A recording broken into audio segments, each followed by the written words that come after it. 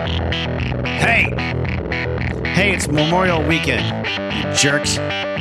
You pukes. You messy people. I'm going to read to you. Oh, yeah. Welcome to a history of rock and roll and film and rock and roll. This is not that. I'm just getting a bit silly for the 3-day weekend, and I'm going to read straight out of a book someone else wrote. I'm going to do it in parts. This is the first big two-parter part. Saw this book on an episode of Red Letter Media's Half in the Bag a couple years ago, and I had to track it down because it seemed like a dumb idea. And I kept putting off the day that I would read it live on social media, Bookface, YouTube. I have done so in a couple of little bits so far, and I will do so some more until the damn book is done. I don't know how long it'll take, but I figure if you're a regular listener to a history of rock and roll and film and rock and roll, you deserve at least a free download of the thing that has been making me take time away from producing stuff for you. I say producing, not recording, and also not researching, because I have been researching and recording multiple episodes during this time that are not ready to be produced. Thank you for hanging in there. If you are the type to listen to the show to be sort of lulled off into a slumber by my voice, I'm sorry that my voice is terrible, but I appreciate you. And this episode probably will serve you pretty well. I'll read the book for like an hour and a half, and you'll hear me sign off. And then I'll put a music interstitial in the middle, and then I'll come back and read the book for a little while more, because I recorded the first chunk yesterday and the second chunk today. And I'm going to have to assume it's going to take me at least another 3 or 4 segments of recording to finish it. Anyway, this is a young adult paperback novel about the X-Men and the Star Treks coming together to have an adventure. And you're going to hear all the trappings of a live read. You know, it's not edited. It's very much me doing things on the screen and talking about them and making observations about the narrative as I go along. So don't think this is a professional audiobook that you're getting for free that is up to some amazing standard. This is just me in real time reading the story as I go along and reacting to it as I read. Thank you so much. And if you want more of me reading in a slightly more professional manner, you can check out the Patreon for $3 a month. I do a lot of reading of excerpts from rock and roll books and a little bit of commentary. It's funny. It's not as exhaustively prepared as the normal feed. It's a little more scholarly, but it's also a little bit more spontaneous in its own way.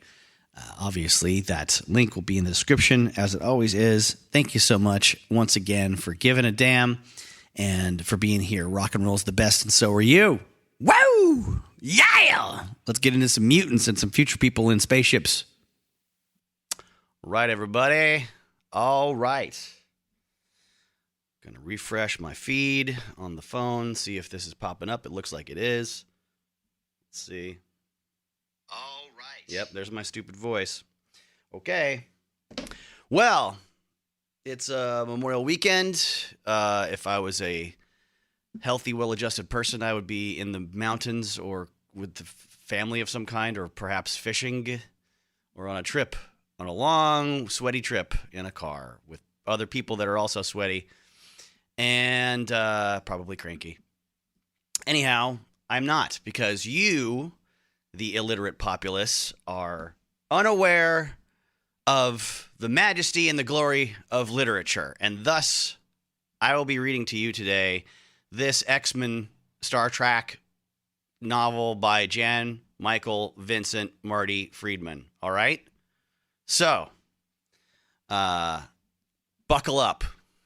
Get ready. It's going to be wonderful. Dang it. I'm going to just plow through. I'm not going to monitor the YouTube feed or the Facebook feed today, this time, hopefully. I've got my brand new reading shorts ready.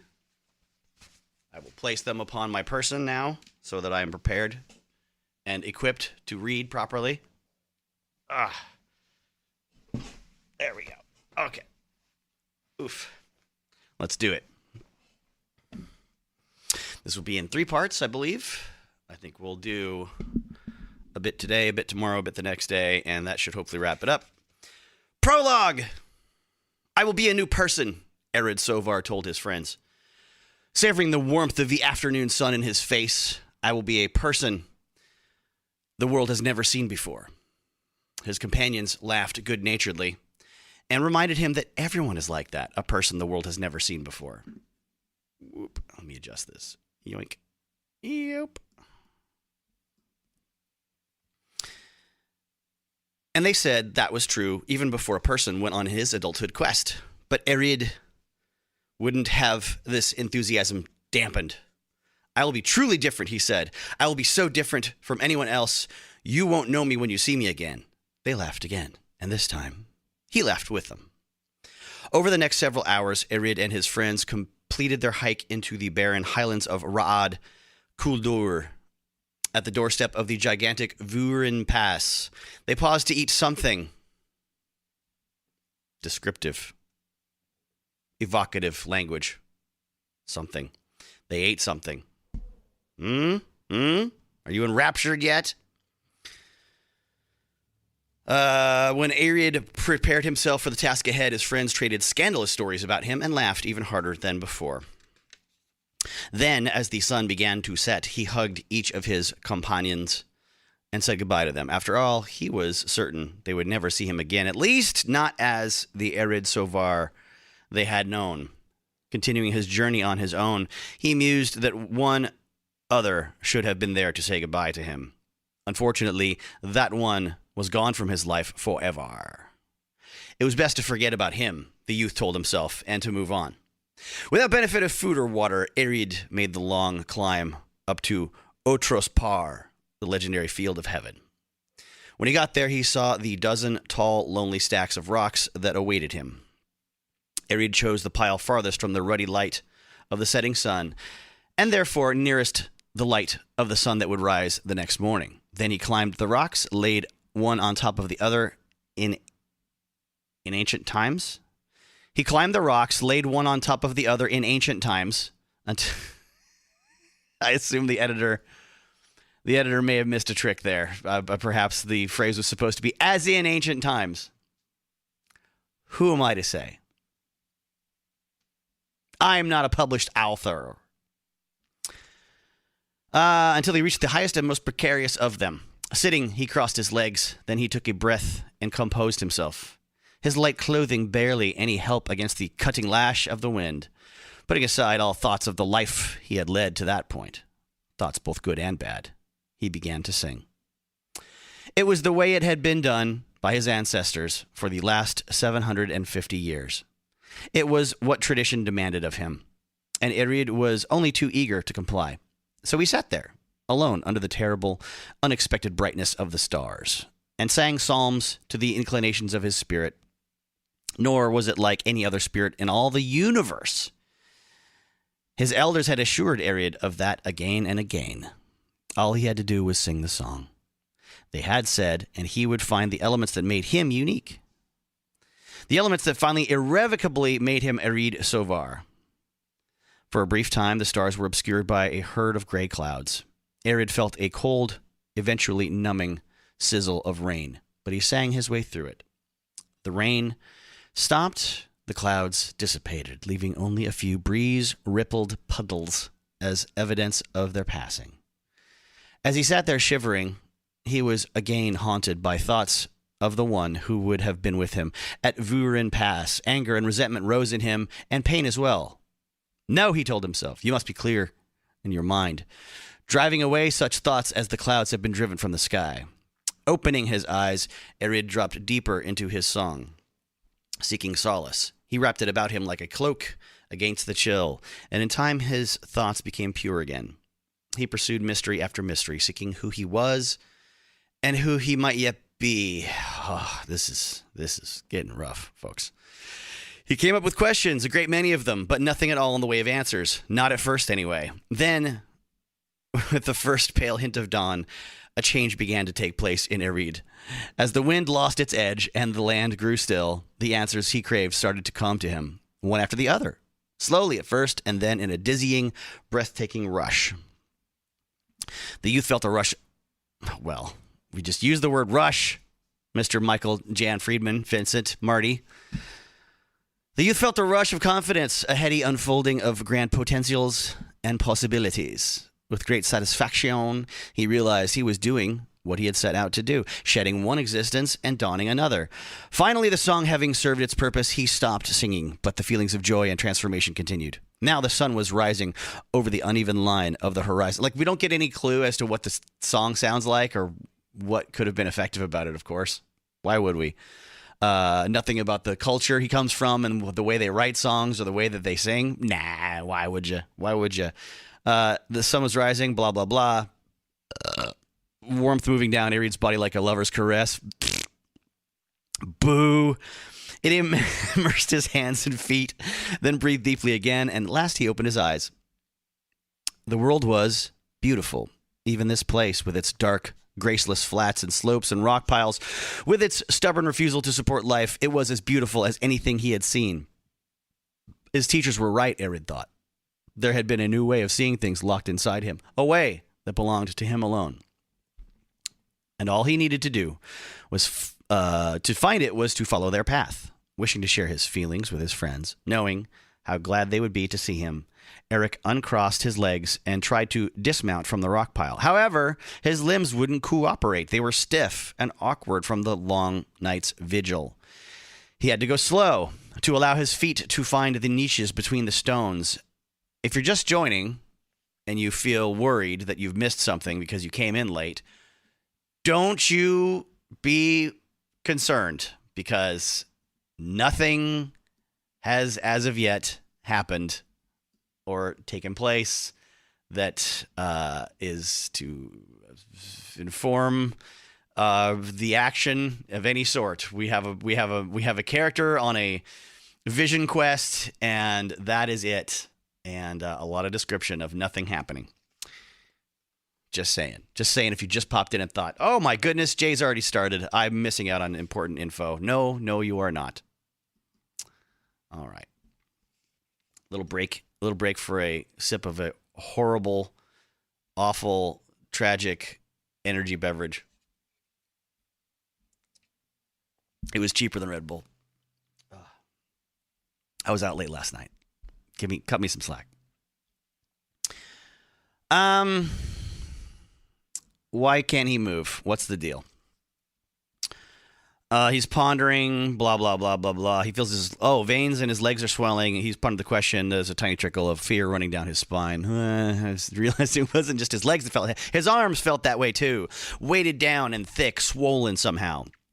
Their veins were popping out as if they wanted to burst through his smooth bronze skin. Ariad shook his head helplessly. I don't know why that piece of action is important.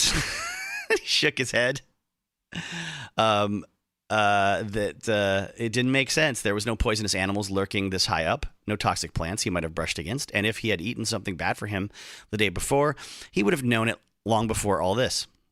It didn't make sense at all, and yet his veins and arteries were swelling before his eyes, standing out under his flesh like metal cables. Strangely, Ariad felt no pain. Even the numbness had gone away. The only discomfort he felt was the sensation of weightiness. He swallowed, his throat dry with fear. He could feel the vessels in his neck, and his temples were swelling too. Now, and that wasn't all. His flesh was beginning to darken around him, turning a hideous shade of purple, except his fingers, which remained their natural bronze somehow. What's going on? Ariad wondered, his heart pounding savagely against his ribs. What's happening to me? At that moment, he chanced to look into one of the puddles left by the night's rain showers. In it, he saw his reflection, almost as clearly as he might have seen it in a mirror.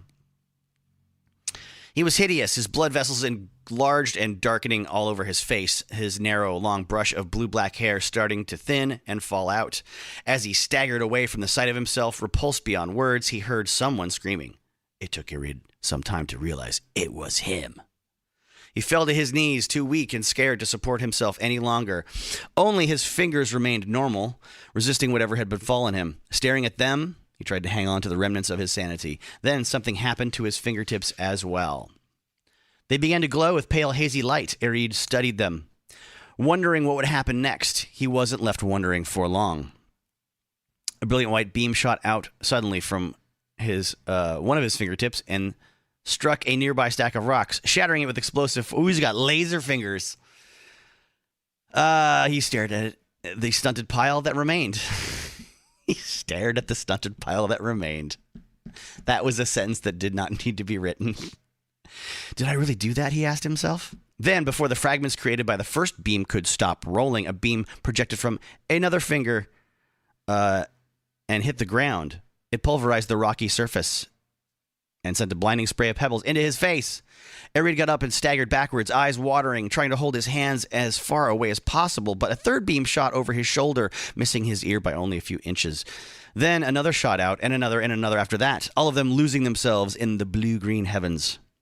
But what if one of them hits me, he wondered. If these beams can shatter rocks, what will they do to flesh and blood? Unfortunately, there was nowhere Ariad could run where the beams wouldn't follow. They were coming from parts of his body, after all, or anyway, the wretched thing his body had become. The beams began to manifest themselves faster and faster like a pair of fireworks wheels on Tala Day. One after another, the surrounding rock piles burst apart and littered the landscape with their gravel. But as terrified as Ariad was, as shaken to his bones, he couldn't help but be fascinated by the sight as well. Where is all this power coming from? He asked helplessly. How could it have gotten inside me? He had barely completed the thought when there was a burst of white-hot splendor, beams jumping from all 10 of his fingers with a fury that dwarfed anything that had gone before. He stumbled backwards, hit a rock with his heel, and sprawled on the ground. But when Ariad looked at his hands again, the beams were gone. His fingers stopped glowing. They were normal again. It was as if the nightmare had passed, as if it had never happened in the first place. Then he looked at his arms with their huge purple blood vessels and knew in his heart that the nightmare was just beginning. Chapter 1! Security Officer Marco Palmieri shone his palm light down the long, dimly lit corridor, one of a multitude of corridors he had patrolled since his arrival at Starbase 88. Palmieri didn't see anyone attempting to break into one of the cargo bays. He didn't see anyone sabotaging any of the internal sensor nodes. He didn't see anyone, period. No surprise, he thought. There was never anyone there to see. Palmieri had shipped out from Earth several months earlier, propelled by an Academy graduate's dreams of excitement and adventure. After all, these were dangerous times, with the Dominion an ever-present threat, and the Cardassians again at odds with the Federation. But somehow, none of those dangers seemed to materialize on Starbase 88. Instead of finding excitement and adventure, Palmieri had managed to draw the most routine assignment he could imagine, one of the least inspiring places in the galaxy. Naturally, he had mentioned this problem to Security Chief Clark, his superior. But she had been less than sympathetic. After all, Clark had reminded him Starbase 88 received just as many potential troublemakers as any other Federation space station. If it didn't experience the turmoil other stations did, that was a good thing, a sign that Palmieri and his colleagues were doing their jobs. At the time, Palmieri had found it difficult to argue with the woman's logic, and it was no easier now. But that didn't make his inactivity any easier to take. Coming to the end of the corridor, he turned right and illuminated another walkway with his palm light. Like all the others, the passage was orderly and unpopulated, devoid of anything that might make the security officer's heart beat faster. Palmieri sighed. Maybe it was time to ask for a transfer. He knew that, just glancing at my phone, just checking for any messages on Facebook Messenger from any friends saying, hey, your stuff is screwed up.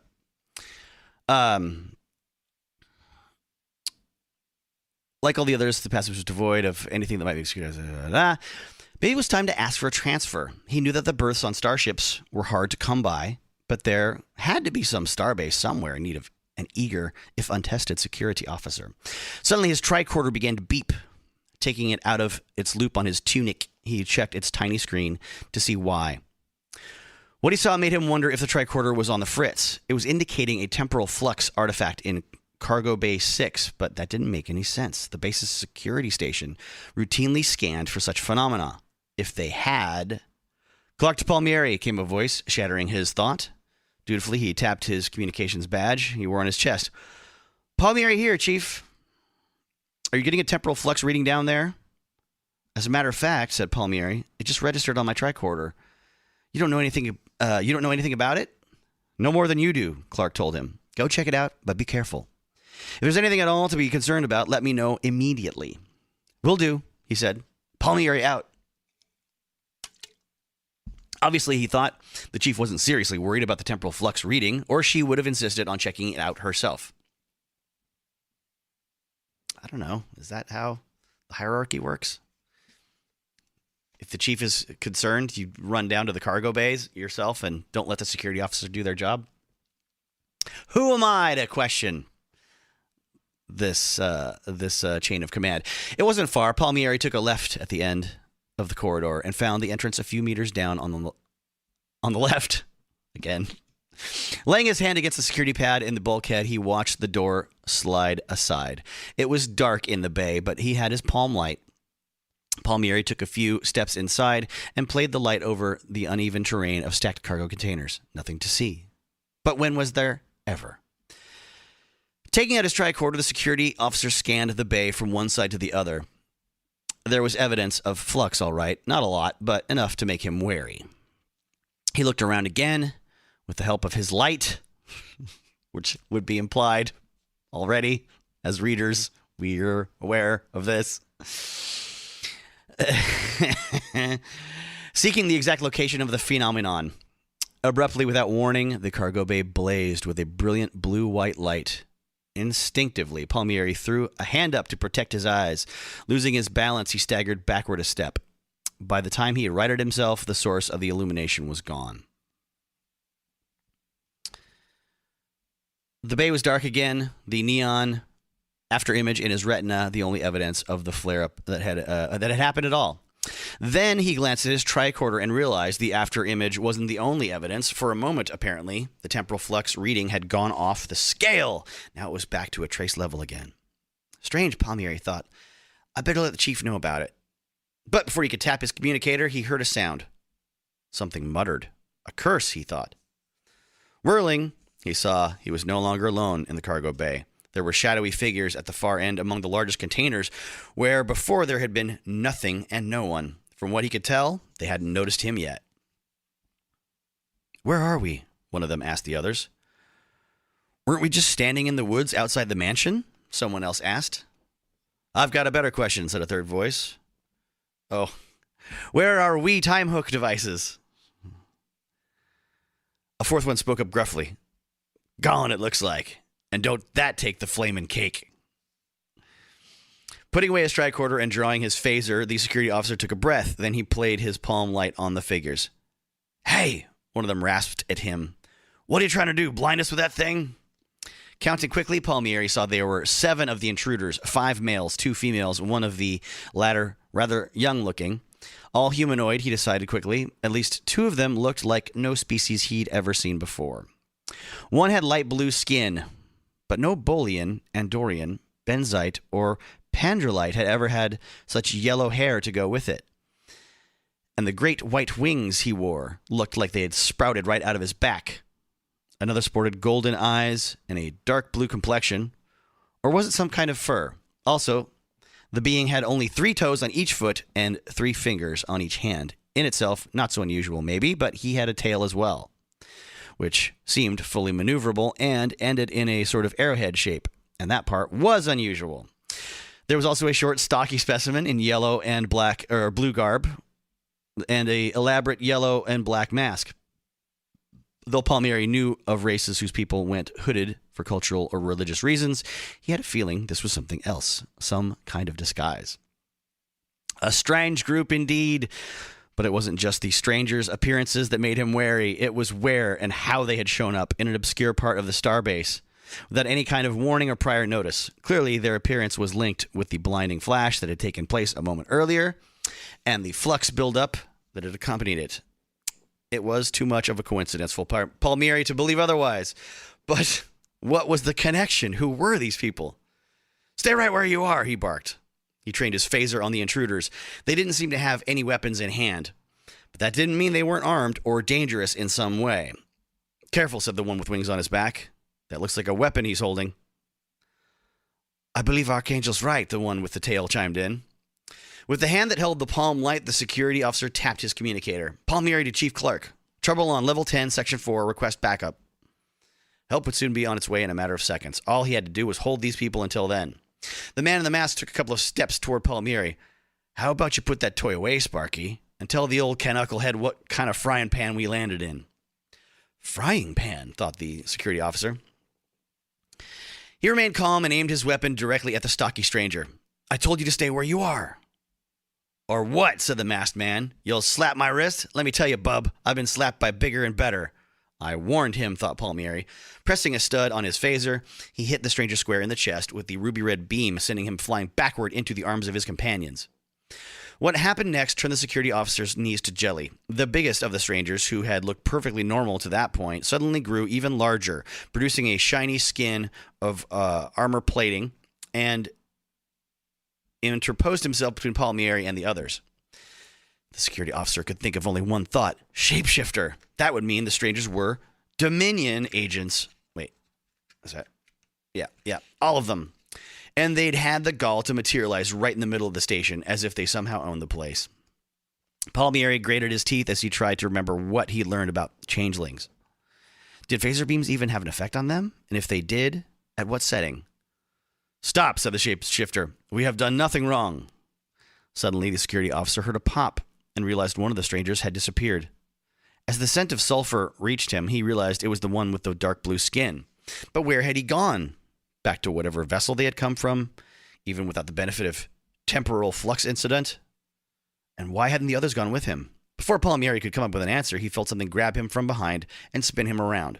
Before he knew it, that same something had ripped his phaser from his grasp. Only when it was over did he realize it was the stranger with the tail who had disarmed him. Instinctively, Palmieri took a swing at him, but the stranger did a backflip and avoided it. "Drop it!" came a shout from Palmieri's right. Turning, he saw that it was Chief Clark, who had voiced the warning. Phaser in hand, she was entering the cargo bay with a half-dozen armed security officers right behind her. Reinforcements, Palmieri thought, and none too soon.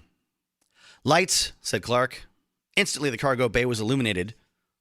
If only Palmieri had thought of that. Palmieri could see the intruders better than ever, but it didn't prepare him for what came next. One of the strangers, the younger of the two females, began to sink right through the floor. One of the other, so sorry everybody that was hoping for Jubilee, it's Kitty Pryde instead. Let's see. One of the other security officers fired at her, but the phaser beam stabbed right through her and left a char mark on the bulkhead beyond. A moment later, she was gone. "That does it," growled the masked man, who seemed to have recovered already from the blast he had taken earlier. "You want to fight that bad? I'll be glad to oblige." "No," cried the remaining female, a tall, dark beauty with hair that looked like spun platinum. Her comrades stopped dead in their tracks. Even the man in the mask, even though he grumbled about it. Obviously, they were accustomed to taking orders from the woman. She turned to Chief Clark. "This is unnecessary," she said. "I'll go along with that," the chief agreed. She glanced at the stranger with the tail, her dark eyes blazing.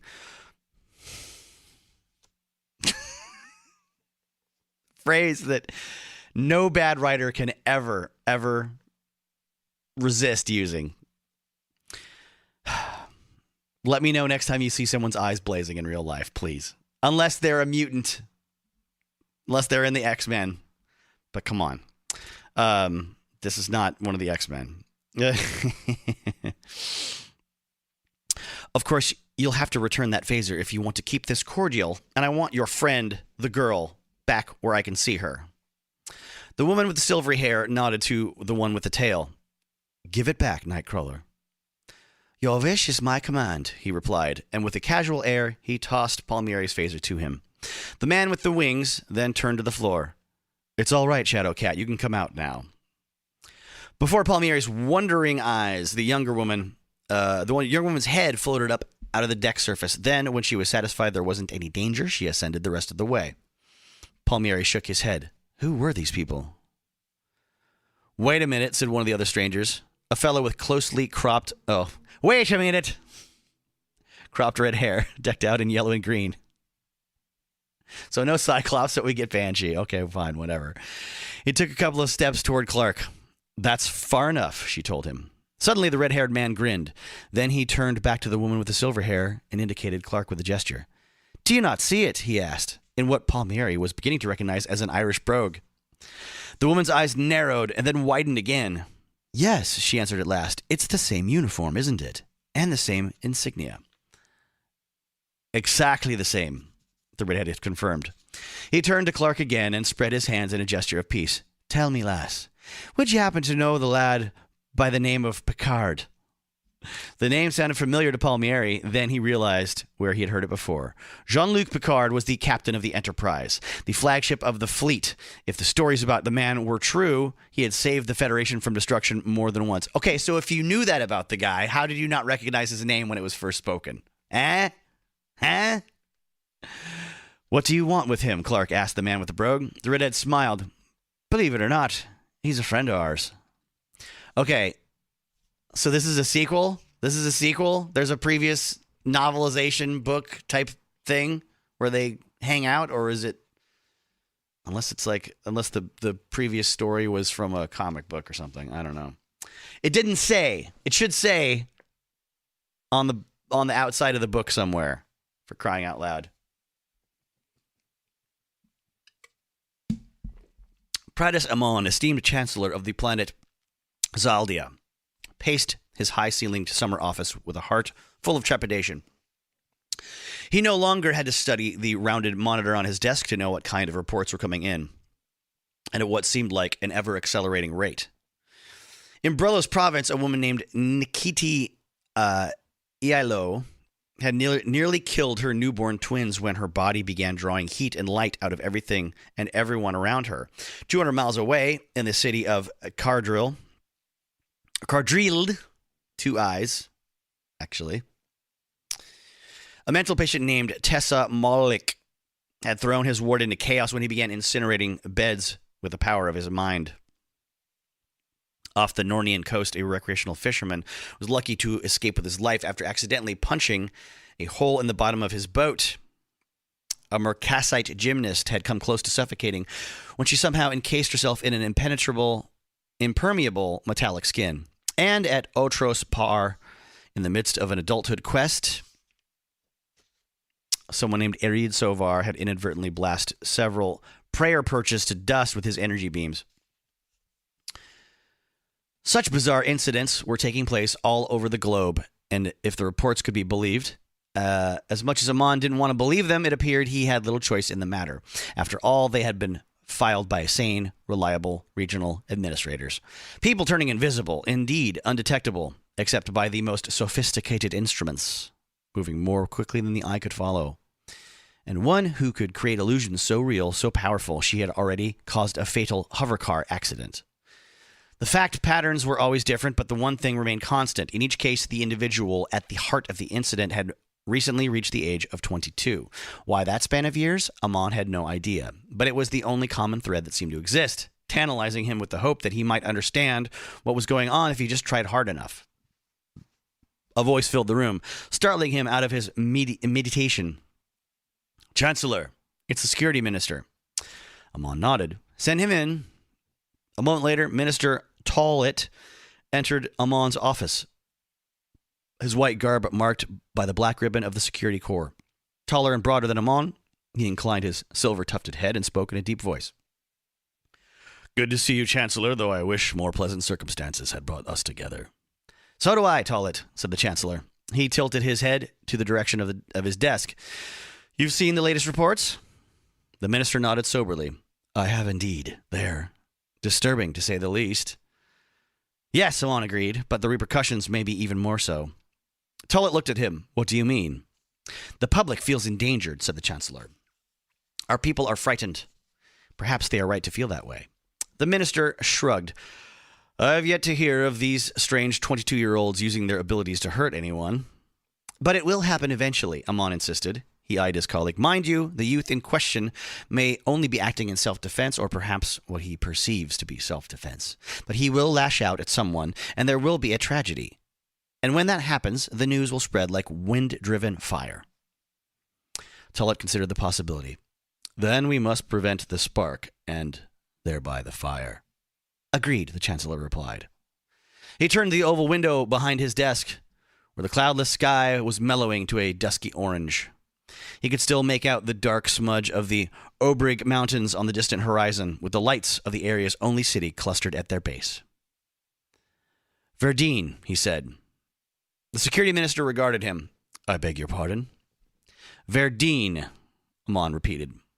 There's a fortress there, left over from the 7 Years' War. An ancient fortress, Tullett reminded him. But still, our best option. I want you and your people to round up those who've been transformed and bring them to Verdine for their own safety as well as everyone else's. The minister frowned. We can't keep them there forever, Chancellor. We haven't the right. Amon sighed deeply. I'm afraid this goes far beyond the issue of anyone's rights, Tullett. Though, as you must know, I don't like the idea any better than you do. The minister nodded. Yes, Chancellor, I know. That will be all, Amon told him, at least for now. Tullett inclined his head again and left the room. In his wake, there was a silence the Chancellor could only describe as oppressive. Zaldian society had been built on the privileges and responsibilities of the individual. It pained Amon to take a barbaric step backward in that regard, to imprison people when they hadn't done anything wrong. But the transformed represented a new kind of danger, unlike anything any Zaldian had encountered before. And, as someone had once said, desperate times call for desperate measures.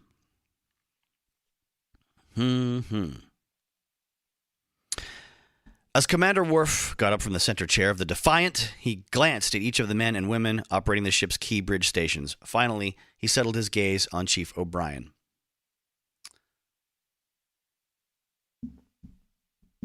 The engineer smiled at him. Say hi to all our old friends for me, won't you? The Klingon no longer believed in showing a lot of emotion in public, especially when he was in command of the Defiant. Many emotions were undignified, after all. Naturally, Jadzia believed otherwise, but then Worf and his new mate differed on a great many subjects. It was hardly a shock that they would differ on that one as well. I look forward to it, the Klingon said simply. Of course, O'Brien had known Worf a long time, longer than anyone else on the Defiant, or for that matter, on Deep Space Nine. The engineer's smile turned into a grin. Whatever you say, Commander, he replied. Tapping his communicator badge, the Klingon raised his bearded chin, imagining it to give him an air of self-possession. Worf to Enterprise. One to beam over. Ready, sir, came the response. The voice was unfamiliar to Worf, but then he hadn't set foot on the Enterprise in almost a year. In that period of time, considerable changes would have taken place in the ship's personnel. Take care, sir, O'Brien told him. And don't let them kid you too much about your wedding, all right?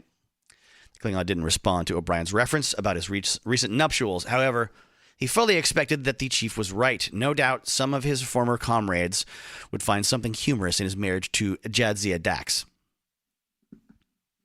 Klingon didn't respond to O'Brien's reference about his... I got distracted looking at the information on the screen, checking the recording time.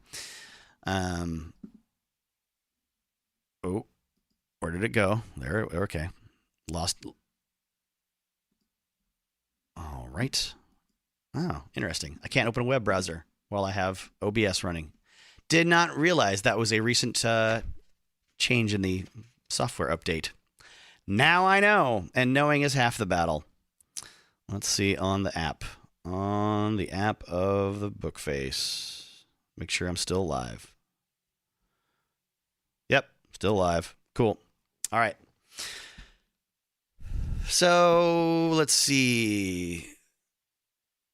others would simply congratulate Worf on the event, Captain Picard would be one of the latter, he expected. After all, the captain was a man who showed others the proper respect. Energize, said the Klingon. There was no sensation to signal the fact that his atoms were being scanned, reorganized, and shot across the void. There was only the always strange recognition that he was suddenly somewhere else, in this case, one of the Enterprise's several transporter rooms. The operator was a slender woman with short red hair. As Worf had gathered from hearing her voice, he did not know her. That came as no surprise to him. What the Klingon did find unusual was the absence of his friends and colleagues. Except the transporter operator, he was all alone in the room. "Welcome aboard, sir," the woman said cordially. "Thank you," said Worf. He couldn't help frowning. "I had expected there would be someone here to meet me, other than yourself, I mean." The transporter operator just looked at him. Obviously, she didn't know what to say to that. "Never mind," the Klingon told her. "It is not important." Clearly,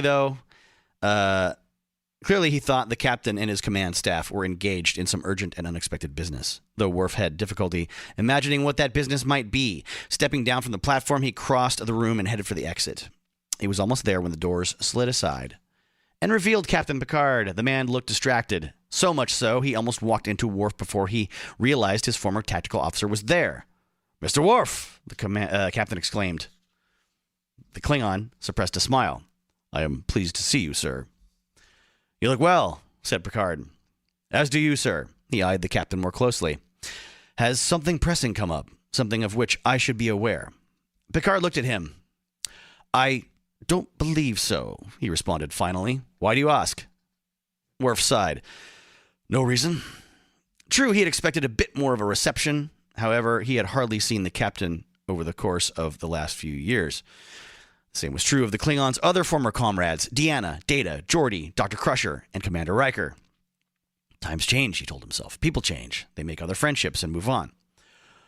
"Well," said Picard, "why don't we repair to the observation lounge? We can discuss the diplomatic conference." So wait, what was he coming through the door for if he was distracted and surprised that Worf was there? Why was he walking into the transporter room if he can just now leave with Worf to go to the observation bridge? Why was he in a hurry and why was he distracted? God damn it. I'm so annoyed right now. Somebody call in. Somebody call in and tell me why. If your name is Jan Michael Vincent Marty Friedman, please call in and explain yourself to me. Published author.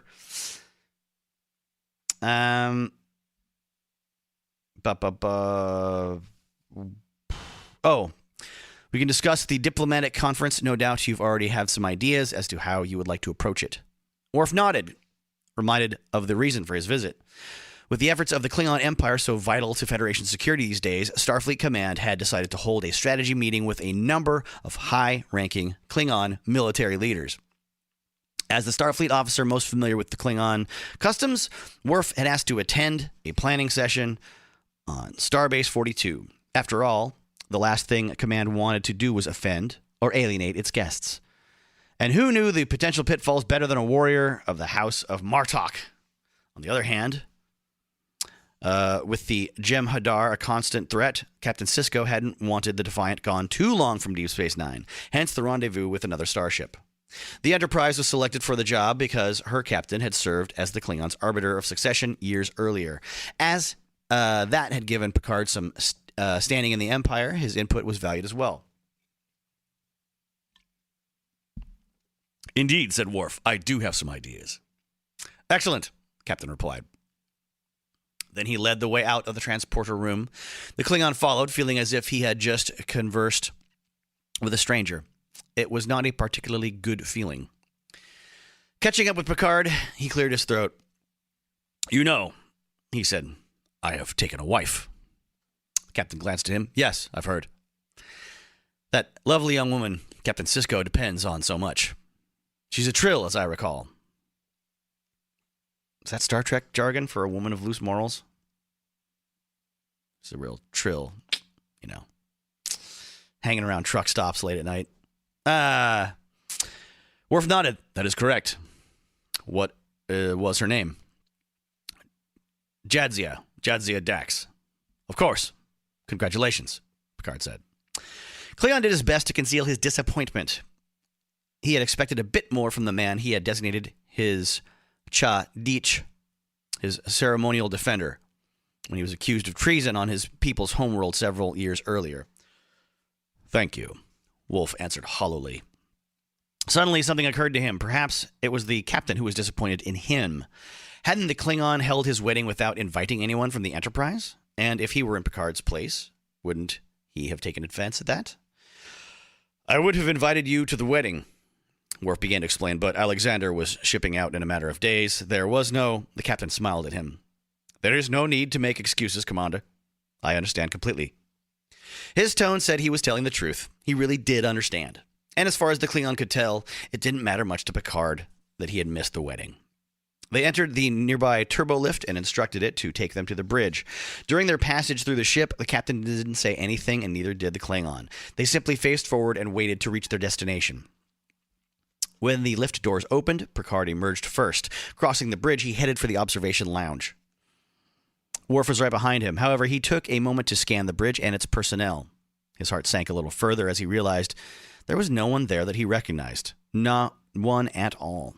The doors to the observation lounge slid open, and the captain made his way inside. The Klingon shook his head. True, this Enterprise was not the one on which he had served for so many years, but he had hoped to feel at least a little bit at home here. He'd hoped to find some sense of family. With that thought echoing in his head, Worf entered the lounge, head down, and was jolted by a loud and raucous sound. He was is this going to be one of those surprise birthday party things? Oh, we were all pretending that we didn't really care you were here. And then, let's see. He was jolted by a loud and raucous sound. He had already assumed a Mokbara stance and bared his teeth before he realized what it was. A cacophony of voices shouting a single word. Surprise! Looking around, the Klingon saw all the friends he had looked forward to seeing again. Riker and Crusher, Geordi and Data, Deanna and Guinan. And they were all grinning at him, even Data, who had acquired an emotion chip shortly before the destruction of the previous Enterprise. But it was Captain Picard who was grinning the widest. "Sorry to startle you," said Deanna. "A Klingon does not startle," Worf insisted. Taking a glass of amber-colored liquid from the 8 drinks assembled on the table, the captain raised it and offered a toast. "To Commander Worf, our friend and comrade, now and forever." "And to Commander Dax," Riker added slyly, raising a glass of his own. Deanna added her glass to the others. "May they bring honor and gladness to the house of Martok." "May their hearts always beat together," said the doctor. "And may their love for one another never lose its edge," Guinan remarked. She gestured to the one glass remaining on the table. It contained a darker, thicker liquid than the others. "Have a drink," the bartender told Worf. "It's on the house." The Klingon smiled, his heart swelling with gratitude and affection. "Perhaps I will," he said. He picked up the glass and raised it as the others had done. "On behalf of Jadzia and the House of Martok, I offer my thanks." "Well said," Riker noted. Data addressed the captain. "Your performance must have been quite convincing, sir. Commander Worf seemed genuinely surprised." "And I didn't think I'd be able to pull it off," Picard admitted. "As you know, Mr. Data, I love acting, but I'm afraid it's not my forte." "On the contrary," said Deanna, "you were flawless, sir." "A regular one-man show," Geordi added.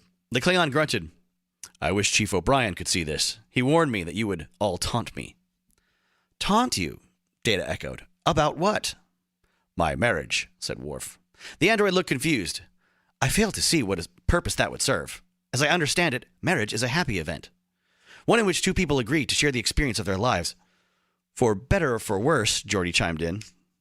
"Richer or poorer," Crusher said matter-of-factly. "In sickness or in health," the engineer added.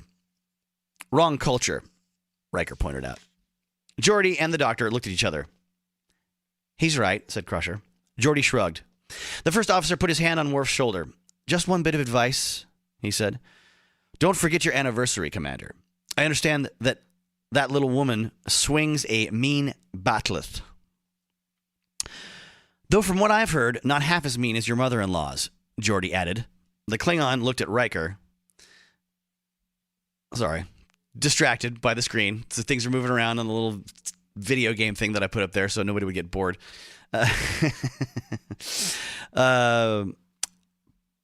Perhaps Chief O'Brien had a point after all. Worf had to maintain the pretense that their jibes annoyed him. A warrior could act no other way, but, truth be told, he found himself basking in the warmth of their company, ridicule or no ridicule. Suddenly a voice cut into their conversation. Lieutenant Sovar to Captain Picard. I have a subspace message for you, sir. It's from Admiral Kashiwada on Starbase 88. The Klingon turned to the captain. In fact, they all did. Picard frowned back at them. Stay here, he said. I will attend to the Admiral's communication. If I need any of you, I will let you know. Are you certain, sir? Asked Worf. The captain nodded congenially. Quite certain, Commander. And with that, he left them. Chapter 3. As Picard emerged from the observation lounge, he pulled down the front of his uniform top and advanced to his captain's chair. Unfortunately, a commanding officer's duties took priority over family reunions. Put the Admiral on screen, he told Ensign Suttles.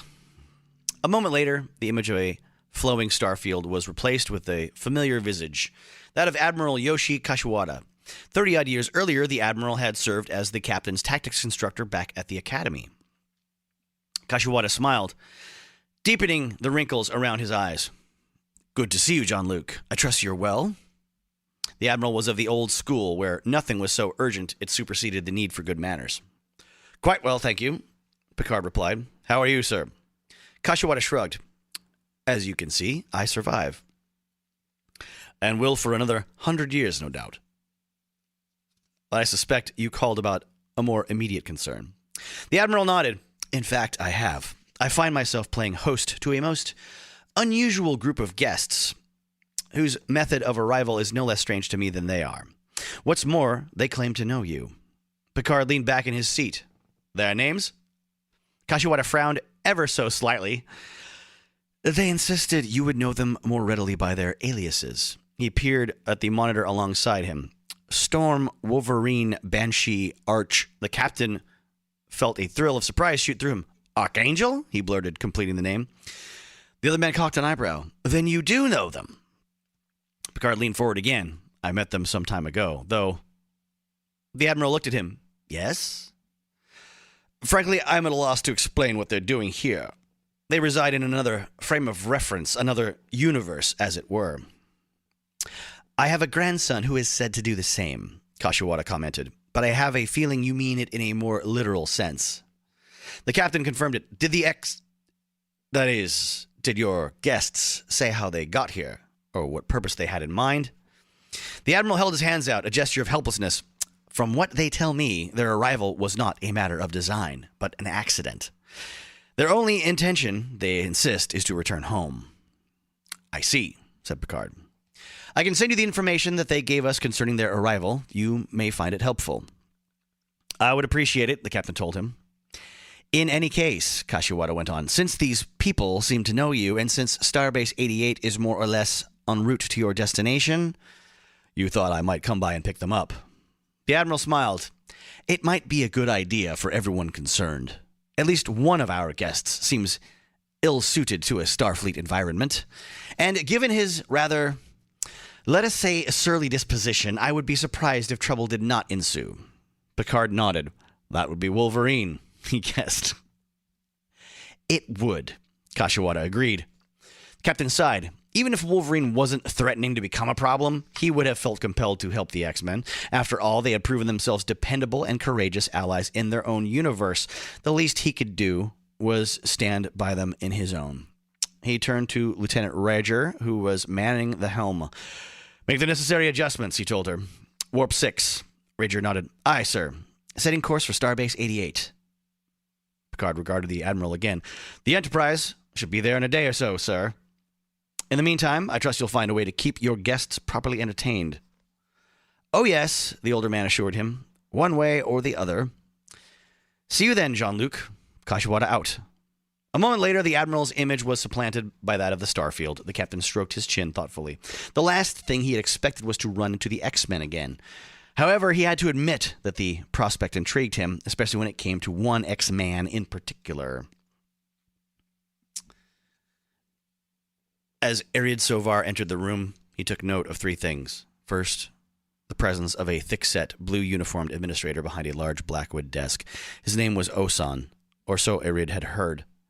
The man didn't look the least bit surprised by Ariad's appearance, but then, by that time, he had probably seen even stranger transformations. The second thing Ariad noticed was the light streaming in through the large oval window. It slashed across the only other chair in the room, which was positioned opposite Osan's.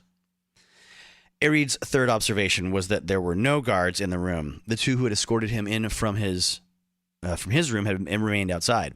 It was a sign of trust, one that seemed strange to the youth, as it stood in direct opposition to everything Ariad had experienced over the last 2 days. Ever since he had been discovered and taken into custody near the Vuren Pass, he had been handled like a criminal. He had been transported by silent guardsmen and locked up in this old stone fortress, where he was surprised to see others who had changed in bizarre ways. In Ariad's case, maybe there was some justification for such treatment. After all, he had destroyed some of the ancient prayer perches at Otros Par, even if it wasn't his intention to do so. But the others to whom he had spoken, or more often, whose conversations he had overheard in the yard, they hadn't destroyed anything. They had been incarcerated simply because of their transformations. Because the government was afraid of them, some said, afraid of what they might do if they remained free. The fortress guards had told the transformed that that wasn't true. The guards had said they had been gathered here for their own protection. To Ariad's mind, only one thing was certain. The transformed were inside the walls of the fortress, and every other Zaldian was outside them. Nothing else really mattered. Please, the administrator said in an almost paternal way, sit down. He indicated the empty chair with a beefy hand. Ariad considered the chair. It gleamed in the shaft of light. What is it? Asked Osan, noticing the youth's hesitation. I cannot sit there, said Ariad.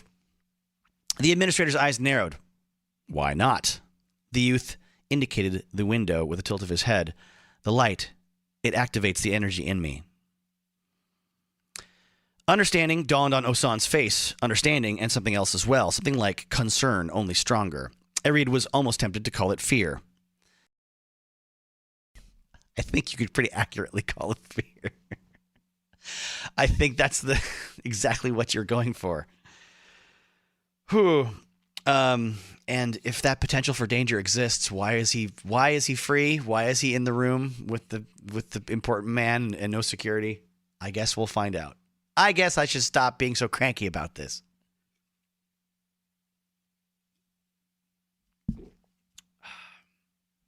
Let us see. How's the game going? Oh, yes. X-Men, the arcade game. Great stuff. Let's see. Ariad wants to speak with his family, he declared. When can I do that? The administrator looked sympathetic. That's difficult to say. Right now, all our resources are concentrated on the rescue operation. New transformations are taking place every day. You understand. The youth shook his head. I don't understand. What have your resources got to do with me speaking with my parents? Osan leaned back in his chair and frowned. We have to regulate the flow of information. If people find out what we're doing here, they may misinterpret our actions. The situation could instantly spiral out of control to the detriment of all concerned. In other words, Ariad said, you have no intention of letting me speak with my family. The administrator's frown deepened. As I said, we are regulating the flow of information, but that's just a temporary condition. How temporary? Something stiffened in Osan. Ew. It's a weird time for that to happen. I believe I answered that, but he hadn't. Not really. Do my parents know what's become of me? Ariad asked. Do they know where I am? How I've changed? The administrator sighed. That, too, would constitute potentially incendiary information. It's in everyone's best interest that they don't know, at least not yet. I mean, he's not wrong. He's not wrong. I'm siding with the bureaucrat here. Ariad glanced at the window. Somewhere beyond its glare was the yard where the transformed were allowed to congregate twice a day. He recalled how it had been for him there a couple of days earlier, frightened by this transformation and subsequent imprisonment. Still uncertain of how his powers worked, Ariad had made the mistake of wandering into the center of the yard. In moments, beams of brilliant laser light had sprung from his fingers, just as they had the first time at Otros Par. and the guards who lined the battlements had fired their weapons at him, making him shiver and convulse, and finally lose consciousness. Perhaps Osan was right. Perhaps it was better his parents didn't know. It would be easier for them to think their son had perished than to picture him as a monster in a stone cage. But that wasn't the point, was it? It wasn't a matter of who would suffer if word of his transformation got out. It was a matter of his right to make that decision for himself. You have no right to take me. Sorry, you had no right to take me, Ariad told the administrator. And you have no right to keep me here. Osan regarded him. You may be right about that. We may have no right at all. But we have a responsibility to the people of Zaldia, and we must carry it out as best we can. Ariad saw he would get nowhere with this man. Still, it irked him that it should be so. A part of him even considered stepping into the light and becoming what Osan feared, a dynamo of deadly and unpredictable energy.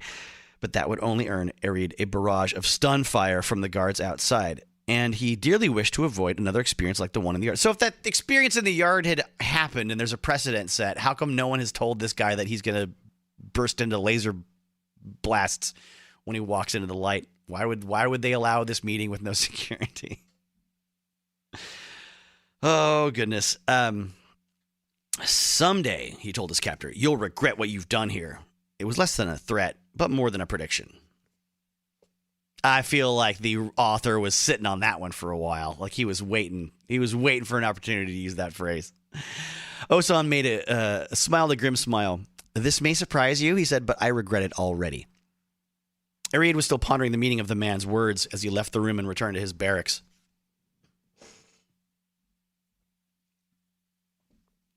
Captain Picard got up from his center seat and eyed the bridge's forward view screen, where he could make out a speck of gray against a sea of stars.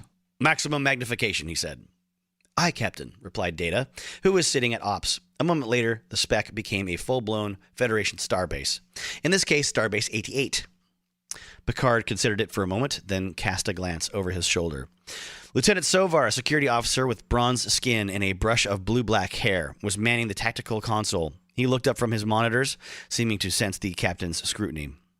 Lieutenant, said Picard, hail the station. Tell them I would like to speak with Admiral Kashiwada. Aye, sir, Sovar replied. Before long, Kashiwada's countenance replaced the image of the starbase. By the frown lines around the man's mouth, the captain could tell the X-Men's stay was proving stressful for the Admiral. Jean-Luc, said Kashiwada, I see you made good time. It was a joke, of course. Starship travel was precise. Seldom did the vessel vary from its schedule by more than a few minutes. I was eager to see you in person again, Picard replied. More likely, said the Admiral, you were eager to see my guests. As you may have guessed, they are eager to see you as well. The captain smiled. I imagine they are. I trust their visit with you has been mutually profitable. Kashiwada grunted. That would be one way to put it. I'll meet you in our transporter room, Jean-Luc. Say in half an hour? Half an hour will be fine, Picard assured him. Excellent, said the Admiral. His face disappeared, the image of the starbase taking its place, but Kashiwada's expression remained with the captain. Quite clearly, it hadn't been a happy one. Chapter 4. Ariad Sovar walked out of the fortress's low stone mess hall, last and alone. But then, that wasn't unusual. More than most of the transformed, he mainly kept to himself. As he emerged from the coolness of into the hot, crowded yard, Ariad hugged the high, curving wall on his right. That way, he could protect himself from the rays of the sun and the indignity of another energy fit. Why wouldn't they just keep him locked up out of the sun? Why did they let him out? Others among the transformed had the same problem. Okay, why are they allowed in the yard then?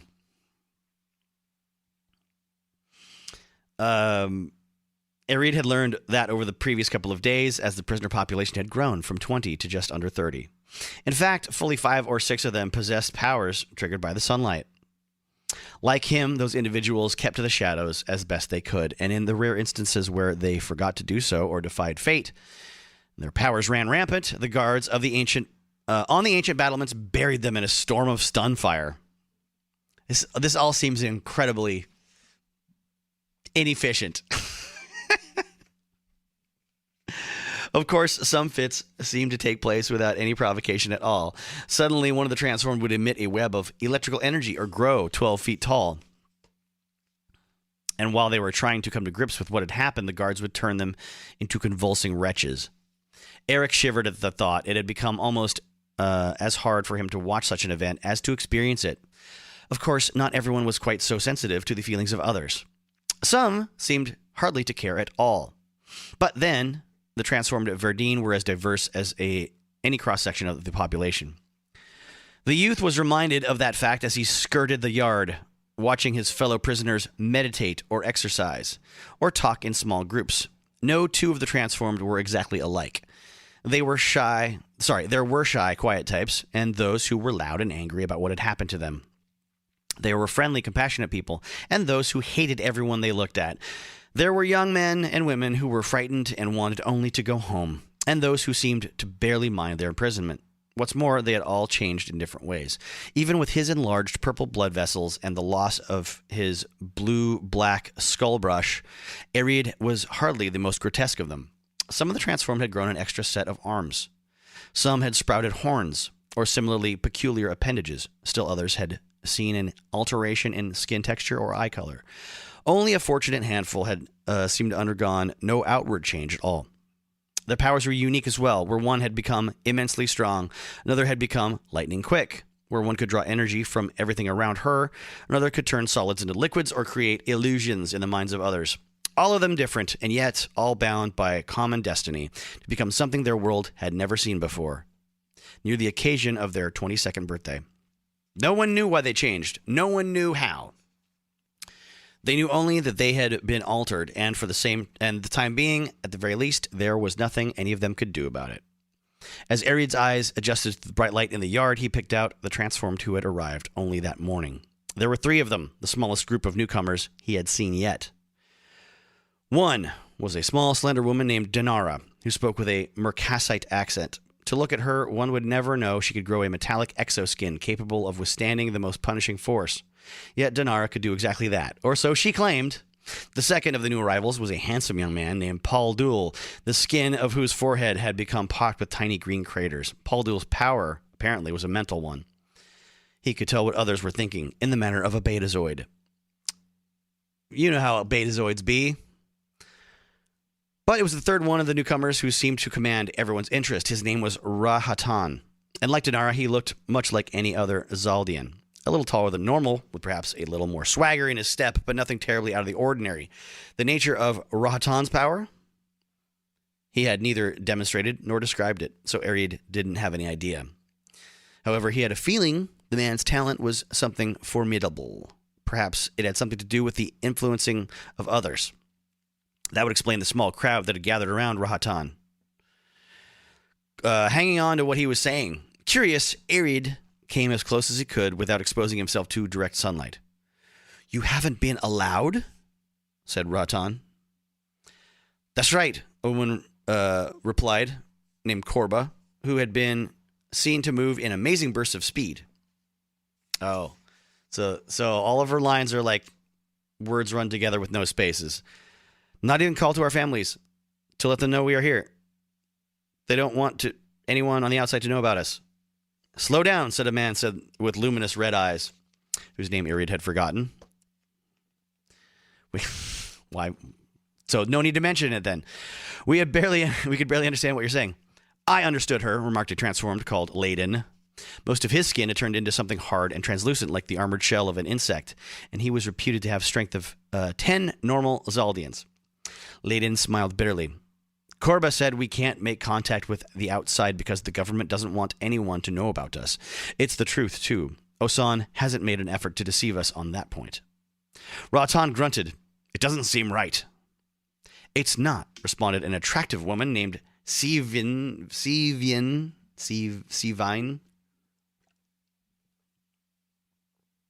who could create powerful illusions. In fact, it was said that her transformation had made her something hideous and that her appearance was an illusion as well. "But there's not a great deal we can do about it." Rahatan eyed her. "And why's that?" Sivine jerked a thumb over her shoulder. indicating the guards perched on the parapets above them. In case you haven't noticed, they're the ones with the stun weapons. And they're not afraid to use them, added the man with the luminous eyes. Rahatan shrugged. So what? We've got weapons too, haven't we? He looked up at the guards, his expression a defiant one. What's more, they seemed to notice. Look at them, Rahatan said softly. It's they who are afraid of us. That's why they're clutching those weapons so tightly. They're scared we'll climb up there and show them how powerful we've become. Ariad found himself nodding. The guards were scared of them. He had seen it in their eyes, even as they raked him with stun fire. He had seen it in Hassan's face as he stood before the administrator's desk. Are you suggesting something? Asked Sivian. Rahatan looked at her. All I'm saying, for now, is that they need to treat us better. If I have anything to say about it, they will. Ariad was impressed with the newcomer's bravado, even if he didn't think anything would come of it. Still, he resolved to keep an eye on the transformed called Rahatan. Oh, there's a software update pop up letting me know I should probably restart this and install the new software update. Though I installed the software update yesterday in advance of this little return to OBS Studio. Let's see, where are we at? 511. Okay, go. Picard materialized in the large, well-lit transporter room of Starbase 88, flanked by Chancellor Troy and Commander Data. He found Admiral Kashiwada standing beside the base's transporter operator, waiting for Picard and his officers as promised. Admiral, said the captain. Welcome, Kashiwada replied. Picard indicated his officers. This is Deanna Troy and our ship's counselor, and Commander Data, our second officer. The Admiral inclined his head slightly. My pleasure. The pleasure's ours, sir, Troy responded. No, Kashiwada, the pleasure is mine, believe me. For when you leave, you will take our guests with you. He gestured to the door. Follow me, please. Picard allowed the Admiral to lead the way out of the transporter room. Once they had emerged into the corridor outside, however, he accelerated to catch up with Kashiwada. You must understand, sir, said the captain. It's not easy for the X-Men to be here. Their world is very different from ours. I'm sure it is, the Admiral told him. And believe me, Jean-Luc, I harbor no ill will toward them. In fact, I find them intriguing in many respects. It's just that suddenly Picard saw something red and white flash into view at the end of the corridor and come hurtling in their direction. Before he knew it, it was almost on top of them. Watch out, he snapped. The captain barely had time to duck before the thing flashed over his head in a loud, almost tangible rush of air. Whirling, he saw it disappear around the bend in the passageway.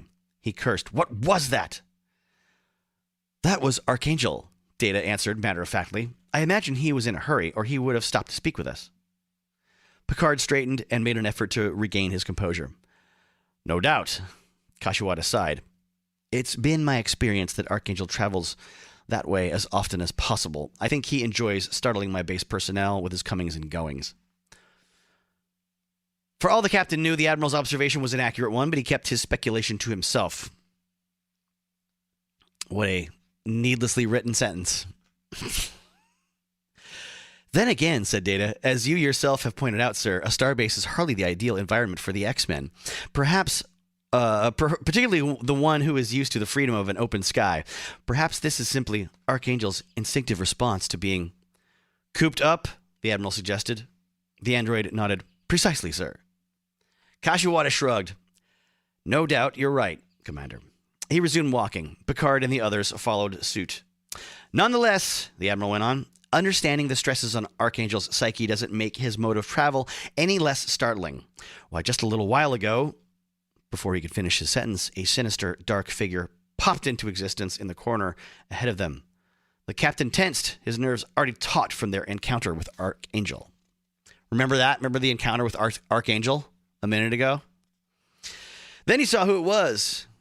Just another of the X-Men. Taking a breath, he forced himself to relax. Nightcrawler, said Troy.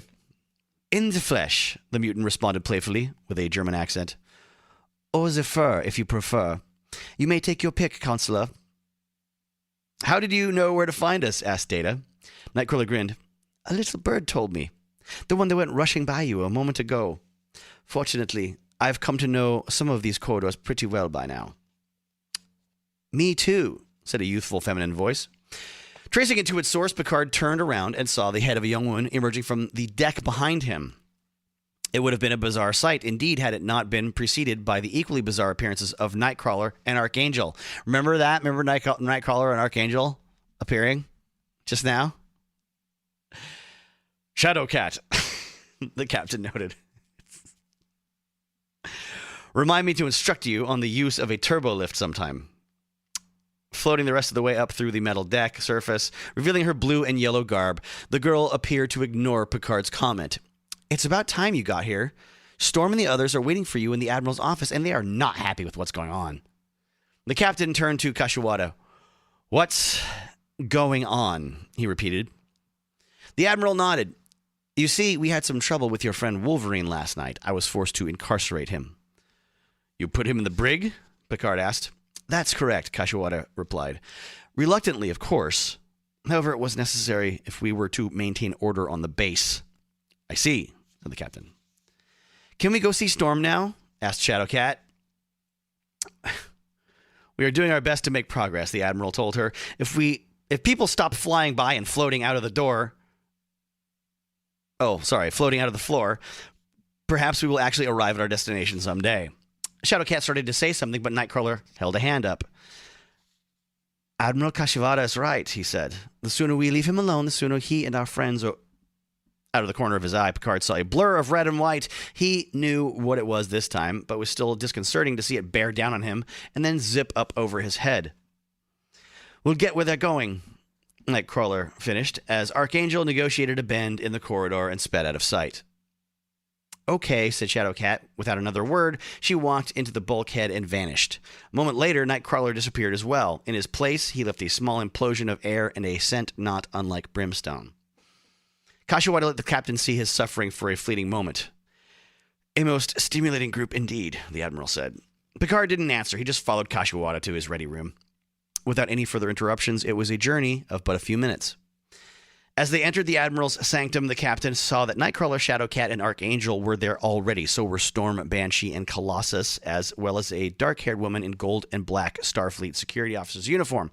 The pips on the woman's collar told Picard she wasn't just any security officer. She was in charge of that function here on the Starbase. Captain Picard, said Storm, rising from her chair. I am glad to see you. She acknowledged the captain's colleagues, and you as well. Colossus and Banshee got up too. The former was in his human state, so he didn't quite tower over the others in the room. By quite so much. I moved the word quite towards the beginning, so the end. There has been a problem with Wolverine, Colossus noted. Not one to beat around the bush. Aye, said Banshee. Or rather, there was a problem, but it's over now, so there's no reason for him to be sitting in the silly wee brig. The silly wee brig. Picard knew the X-Men could have prevented their comrade from being incarcerated if they had wished to, or freed him anytime they wanted, yet they had allowed Wolverine to be taken to the brig and to languish there. In a way, they were doing what the captain would have done in the midst of an alien culture. They were showing respect for their hosts by trying to obey the laws set out by them, for them. Picard turned to Kashiwada. Admiral, do you have any objection to Wolverine's being set free at this time? None, Kashiwada said reasonably, as long as the fellow doesn't linger here on the base. He glanced at his security chief. Lieutenant Clark, would you be so kind as to see to Wolverine's emancipation? The woman nodded. Aye, sir. Archangel's wings beat once, quickly. Storm glanced at him with her blue eyes, seeming to know what the gesture meant. What is it, Archangel? Wolverine isn't too fond of Lieutenant Clark. After all, she was the one who phaser blasted him. He turned his cold, almost haughty gaze to the security officer. No offense. None taken, said Lieutenant Clark, though her expression said otherwise. I thought it was the dude that shot Wolverine at the beginning. Did I forget that much already? Maybe I did. Let's see. Oh, if it's all right with you, the captain told Kashiwada, perhaps Chancellor Troy could accompany the lieutenant. She has, after all, established something of a rapport with Wolverine. Not that much of a rapport, Picard knew. However, the Chancellor had been trained to defuse explosive situations, and this had the possibility of becoming one of them. The Admiral thought about it for a moment. Lieutenant Clark, he said at last, Chancellor Troy will go with you. As the captain suggested, if a confrontation seems to be developing, you'll defer to her. Aye, sir, the security officer responded dutifully. Then she and Troy left Kashiwata's ready room. Picard turned to Storm again. Don't worry. The Chancellor will make sure everything goes smoothly. I'm sure she will, said Storm. But judging by the glances the X-Men were exchanging, not all of them were quite so confident. It took a little longer than I thought. So we're at 1 hour and 20. I'm going to leave it there for today. I might not do these sessions as long as I thought, and it might take more than 3 days to get through this book, unless I do a lot extra tomorrow and Monday. Who knows? Thanks for being here.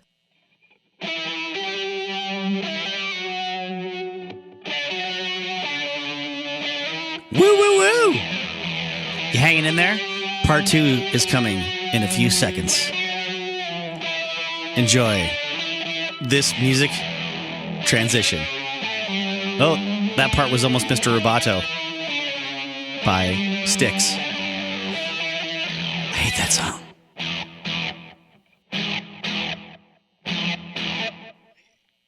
All right, confirmation. Audio's coming through, video's coming through. All right. Well, you lucky people. Those of you that aren't doing something normal, sane, and healthy, like vacationing right now, congratulations. I'm here. I'm here for you. Not for me. Not because I want attention. No. Because you need something like this to happen. To keep you satisfied. So, let's get back to this book. This wonderful book. Planet X with the X-Men and the Star Treks. And we are on chapter 5. I don't know how long this one is going to go. I think 90 minutes yesterday was all right.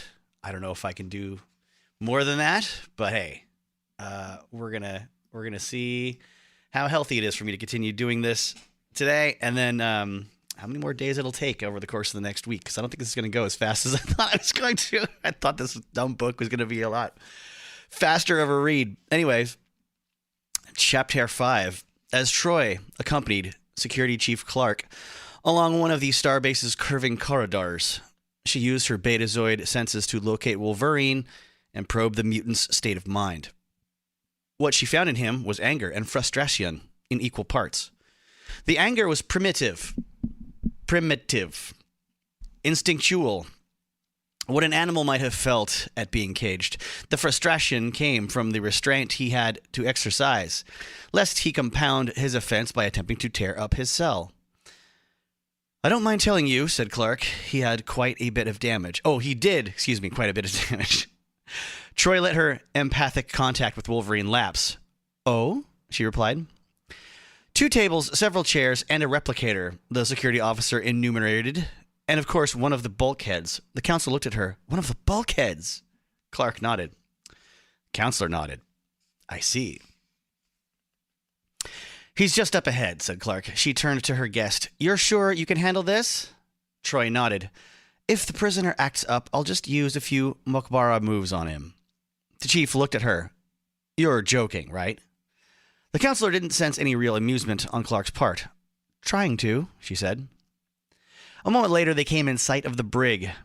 Its force field was transparent except for an occasional white spark. As Troy got closer, she could see a pair of booted feet inside, one crossed over the other.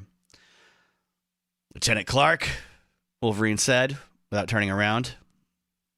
Troy took up a position in front of the brig, where she could get a good look at Wolverine. He was masked, as always. Counselor, he acknowledged. His anger was gone now, the frustration, too. A new complex of emotions was taking hold in the mutant, a mixture of happiness and relief, along with a hint of... Troy blushed. Wolverine grinned. You don't know how glad I am to see you, darling. Whatever they say I did, don't believe it. They say you were acting disorderly, the counselor told him. Prisoner shrugged. All I wanted was a glass of milk before bedtime. Is that so much to ask? Troy didn't answer his question. Instead, she said, Captain Picard's arranged for your release.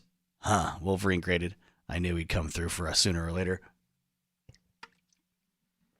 Clark glanced at the Betazoid. Last chance to reconsider, she said. If I try real hard, I could convince the Admiral to keep him here. Troy couldn't help chuckling a little. Orders are orders, she said. I think you'd better release him. Reluctantly, Clark placed her hand against a plate set into the bulkhead. Then she tapped out a command on the pad below it. A minute later, the force field was gone. Oh, a moment. Sorry, not a minute. That would be a long time for the force field to be turned off. Wolverine put out his hand and confirmed the fact for himself. Satisfied, he grunted. Now that, the mutant said, is more like it. He looked at the counselor. Where's Picard? Troy gestured for Wolverine to come along. Then, with the mutant at her side, she followed Lieutenant Clark back to the Admiral's ready room. As Commander Riker entered the transporter room, he saw Lieutenant Robinson manning the controls. Nodding in a friendly way to the willowy brunette, the first officer took his place beside her. After all, the captain and their newfound guests would be beaming aboard in less than a minute. Picard had called from the Starbase to say, only a little while ago. Sir, said Robinson, as she checked her monitors. Riker turned to her. Yes, Lieutenant? She looked up at him. Are these people, these X-Men, really as super powerful as people say they are? The first officer began to say that Robinson would know as well as anyone. Then he remembered. The lieutenant, a veteran of the Enterprise D, hadn't remained with the crew when it launched the Enterprise E. She had spent some time on Earth first, and had thereby missed the ship's cross-time battle with the Borg, not to mention its encounter with the X-Men, which is not referenced as far as where source material is for that first story. Dang it. They have some unusual talents, said Riker. One of them can teleport himself around. Another one can dent duranium with a single punch. And the youngest can travel through solid matter. I've heard one of them can fly, Robinson told him. The first officer chuckled, like a bird. Hard to believe a man can do that, she said. This is very necessary dialogue. Riker shrugged. Not when you put them in context. Robinson looked at him. Context, sir? Think about some of the other beings we've run into in our travels. Take Q, for instance. Yeah, exactly. Like anyone in Star Trek has run into all kinds of beings that would be even more fantastic than a human being from Earth who has wings on his back and could fly.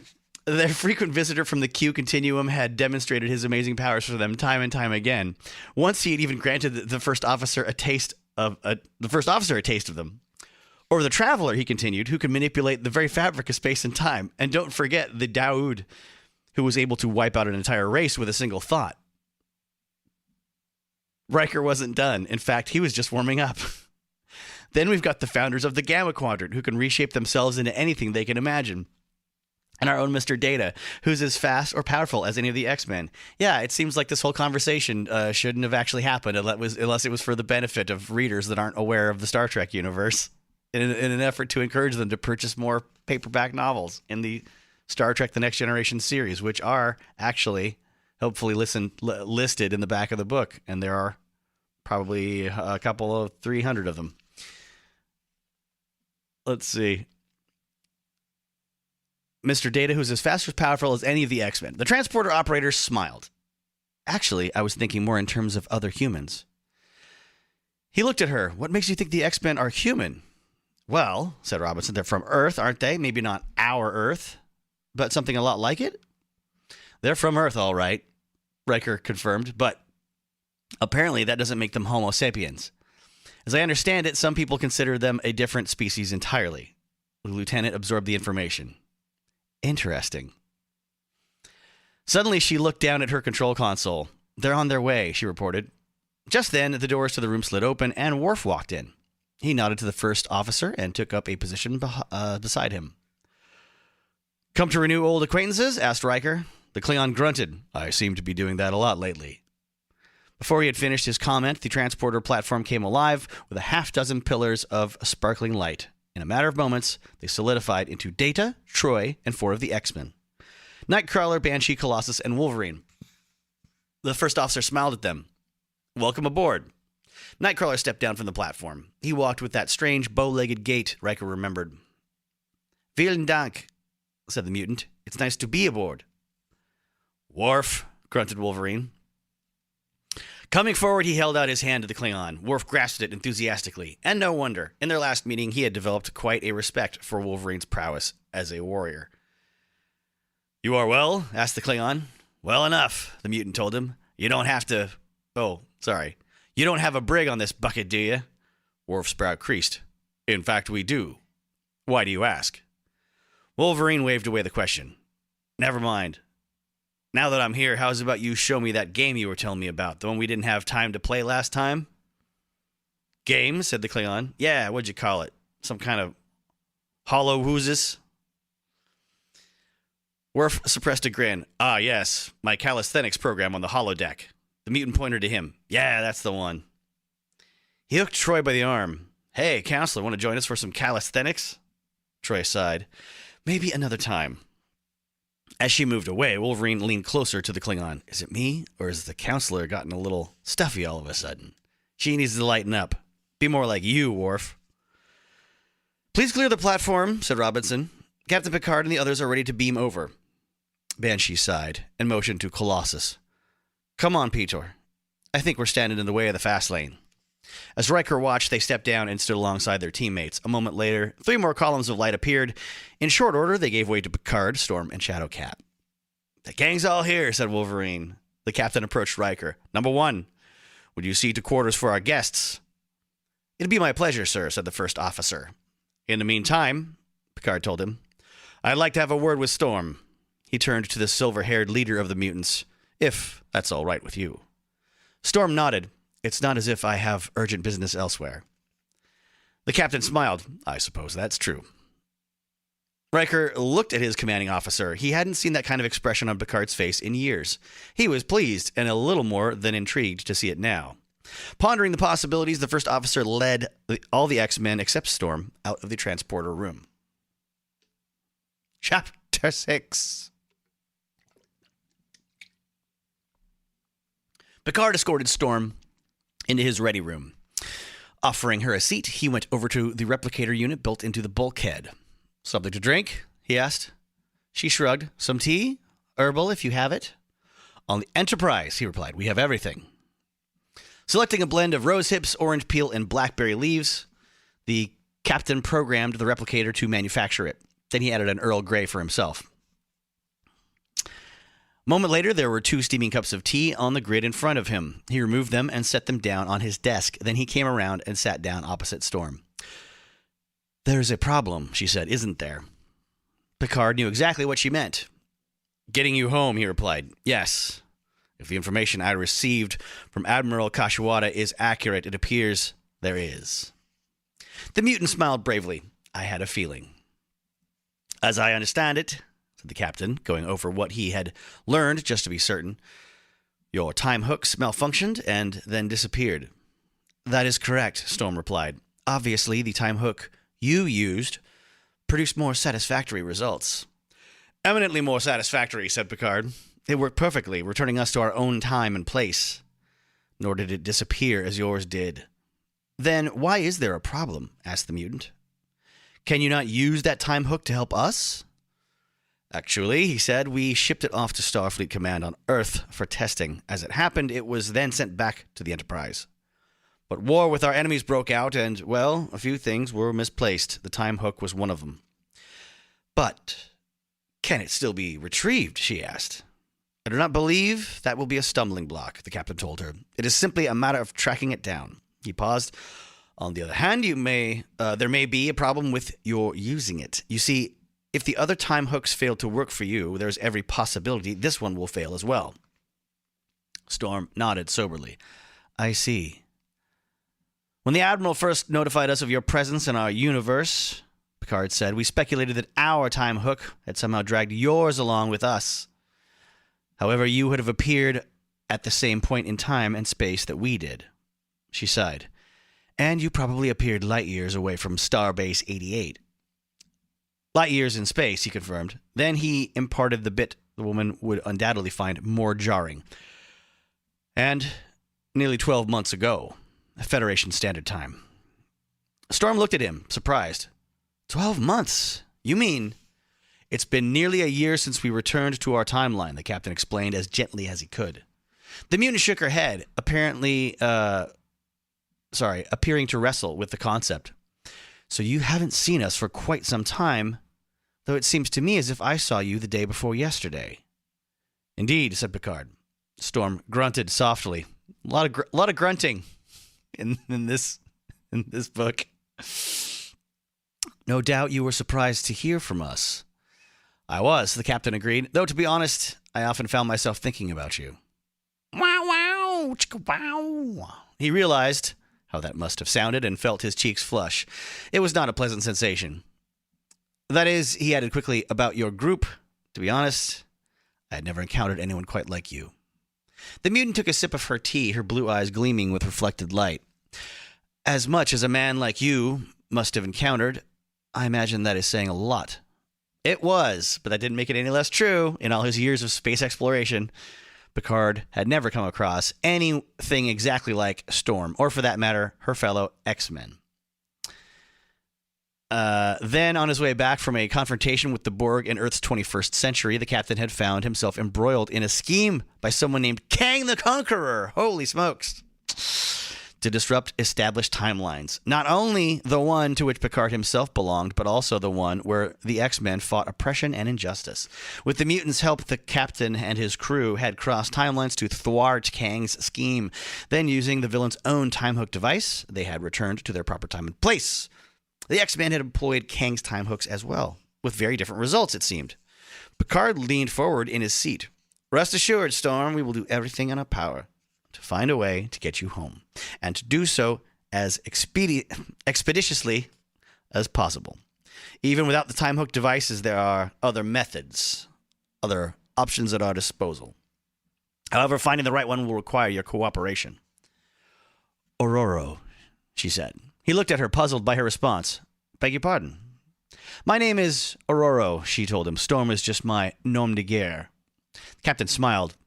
Aurora, then. He resisted, inviting her to call him Jean-Luc. As I was saying, we will require your cooperation if we are to help you.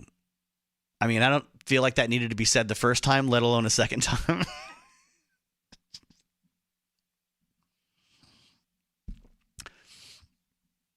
Oh, goodness. We need to determine why the Enterprise returned to its programmed time and place, and your X-Men did not. What sort of cooperation did you have in mind? She asked. Dr. Crusher and Commander LaForge would like to conduct some tests, Picard explained. They will be painless, of course. But with any luck, they will tell us why you were deposited in our timeline. The mutant thought for a moment. I cannot say I love the idea, she said. What is the why? There's no details about what these tests entail. Why would you object? They're probably going to scan you with like a laser pen or something. Oh, goodness. I do not think these tests will pose a problem. The captain nodded. Good. Storm glanced at one of the observation ports where she could see the stars streaking by. Do you deal with things like this all the time? She wondered. Cross-temporal anomalies and such? More often than I would like, Picard admitted. She turned to him again, able to joke despite her team's plight. Then whatever they pay you, it is not enough.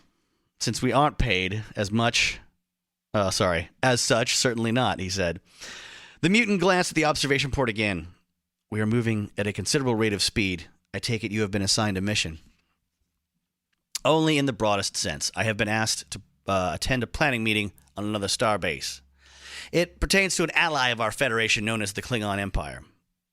Commander Worf's people. Same, Captain told her, pleased that she had made the connection. Fortunately, neither Dr. Crusher nor Commander LaForge will be involved in the planning meeting, so your problem will not be neglected. In any case, I hope you and your comrades will make yourselves comfortable while you are here. Thank you, Storm replied. You are very kind. For a second or so, neither of them spoke, but it wasn't an uncomfortable silence by any means. Strange as it seemed, Picard felt as if he had known the woman all his life. Why? Tell us why, writer. It's a good time for you to tell us why he feels that way. Feel special, reader. You're getting to experience a singular moment in Star Trek history because Picard's never felt this way about anybody. This is the worst. kind of writing, not the book in its entirety. Just there's so much more of it lately with the amount of shows on streaming services and just sentimental claptrap in movies where they don't actually justify these sort of moments. They just tell you you're supposed to feel like this is the most special thing that's ever. I've never met anyone like you. All right, I'll just take that on faith then. Let's see. May I ask you a question? She said at last. By all means, he responded. The mutant leaned forward. Do you never get lonely here, so far from the planet of your birth? The captain shook his head. Not at all. I chose this life. In fact, I aspired to it, he smiled. Nothing gives me more pleasure than traveling from star to star, seeing what no one has seen before. She smiled too. I cannot say the same. And why is that? I have a bond with the Earth's biosphere, Storm explained. It is an essential component of my mutant powers. I find it difficult to be away from Earth for too long. Picard regarded her. You would have gotten along with my brother Robert, he said. She tilted her head to one side. Would have. He perished in a fire, the captain told her, along with my nephew. I set the fire. No, sorry. It took me a long time to accept their loss. Silence again and again. It was Storm who ended it. I know what it is like to lose people close to you. I lost my parents when I was very young. Picard saw the pain in the woman's eyes. Another thing that only writers believe is possible. It must have been hard for you to go on. No, not if you're a child. There's no. Sorry, everybody. Children are very resilient, and they accept whatever is happening as reality, as it happens, and they continue to live. It's adults that have a hard time moving on. No child is just like, well, they're packing it in. I see no potential in this life. They don't know that they don't know that they have a choice. I'm not a child psychologist. I'm just basing this on my observations in life. What do I know? Not even a parent. All right. I don't even have kids. What would I know? And I'm not a published author like Jan Michael, Vincent, Marty, Friedman here. And I'm happy that this author made money doing this. I'm not crapping on them personally or professionally in a larger sense. Just professionally in a very tiny specific sense when I'm talking smack here. So, let's see. It was very hard. Even as an adult, I have nightmares about it.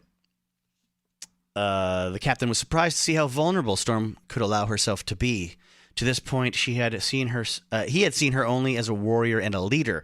Now he saw the lonely child in her as well, and he felt privileged to have the opportunity to do so. Her eyes seemed to lose focus. How lovely, she said. Picard didn't understand. To what are you referring? Sorry if I'm getting snippy about this. Storm's a great character, and she's always, as written, projected sensitivity with a regal sort of way of being and authority, but never like this hard and unemotional warrior without empathy or humanity or anything. I think we're taking some liberties. Here with the character to make Picard, feel special or something. He's special enough. He's Jean-Luc Picard. We don't need to make this stuff up. Storm pointed to a Resican flute he had kept on his desk, a small, simple instrument made of tin-like material. It was tin-like material. How about, I don't know. Just describe the metal. Don't say it's like something that we already have in our whatever. Okay, never mind. Because they're from Earth, right? So it would be tin, or it would be a shiny metal of some kind, or a gleaming. Is it from? I guess it could be from another. What? Resican flute. I suppose that's from another planet. Made of a tin-like material. It was one like the stuff that you would store vegetables in the 30s. I don't know. It was one of the few personal items he had been able to salvage from his quarters on the Enterprise D. How? That could be a story we'd like to hear. Did he run back for the flute before they had to leave the ship or before it was exploded? I don't remember what happened to the Enterprise D. I tell a lie. To say I don't remember would mean that I knew what the actual story was at one point. She turned to him again. Do you play it? The captain nodded. On occasion. I love the music that comes out of it. But it represents another tragedy, I'm afraid. The death of a civilization on a planet called Catan. You mourn the death of an entire civilization? Storm asked. In a way, he said. You see, when the people of Catan were dying, they wanted desperately to be remembered. So they sent out a space probe containing the memories of an iron weaver named Cayman. As it happened, I was the one who received Cayman's memories, as well as the flute and the knowledge of how to play it. She looked at him. There is more. More? Picard asked, surprised. Yes, something about the flute you have not mentioned. Suddenly he realized what she was talking about. I had a friendship with someone a few years ago. She played an instrument as well. Yeah, I bet she did. We enjoyed participating in duets. I bet you did. Funny, the captain thought, how dry he managed to make it sound. How lifeless. But then he was unaccustomed to opening up to someone as he was opening up to the mutant. You no longer have... How about the woman? How about the leader of the X-Men? You no longer have these duets? Storm asked. She's trying to make sure he's free, right? Like, she's ready. She's ready to start a duet of her own. Was not so much a question as an observation. No longer, he said. Our careers got in the way of our friendship, the mutant suggested, using Picard's word for it. Yes, we know. We were here, reading it in the page just a paragraph ago. Jan Michael, Vincent, Marty, Friedman. We know. Yes, I found it. I could not act effectively as her commanding officer and care for her at the same time. Storm digested the remark. Leaders seldom enjoy stable relationships.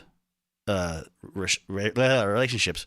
is one of the burdens one must bear when one assumes responsibility for the lives of others. So I learned, the captain responded. So how old, somebody call in right now and tell me if you know Star Trek, how old was he when this supposedly happened? Was he like Jean-Luc Picard age as we know him? Like well past middle age? Or was he, like was it a flashback episode where he was a stroppy teen and had a hot sexual relationship with somebody under him, figuratively, in the chain of command?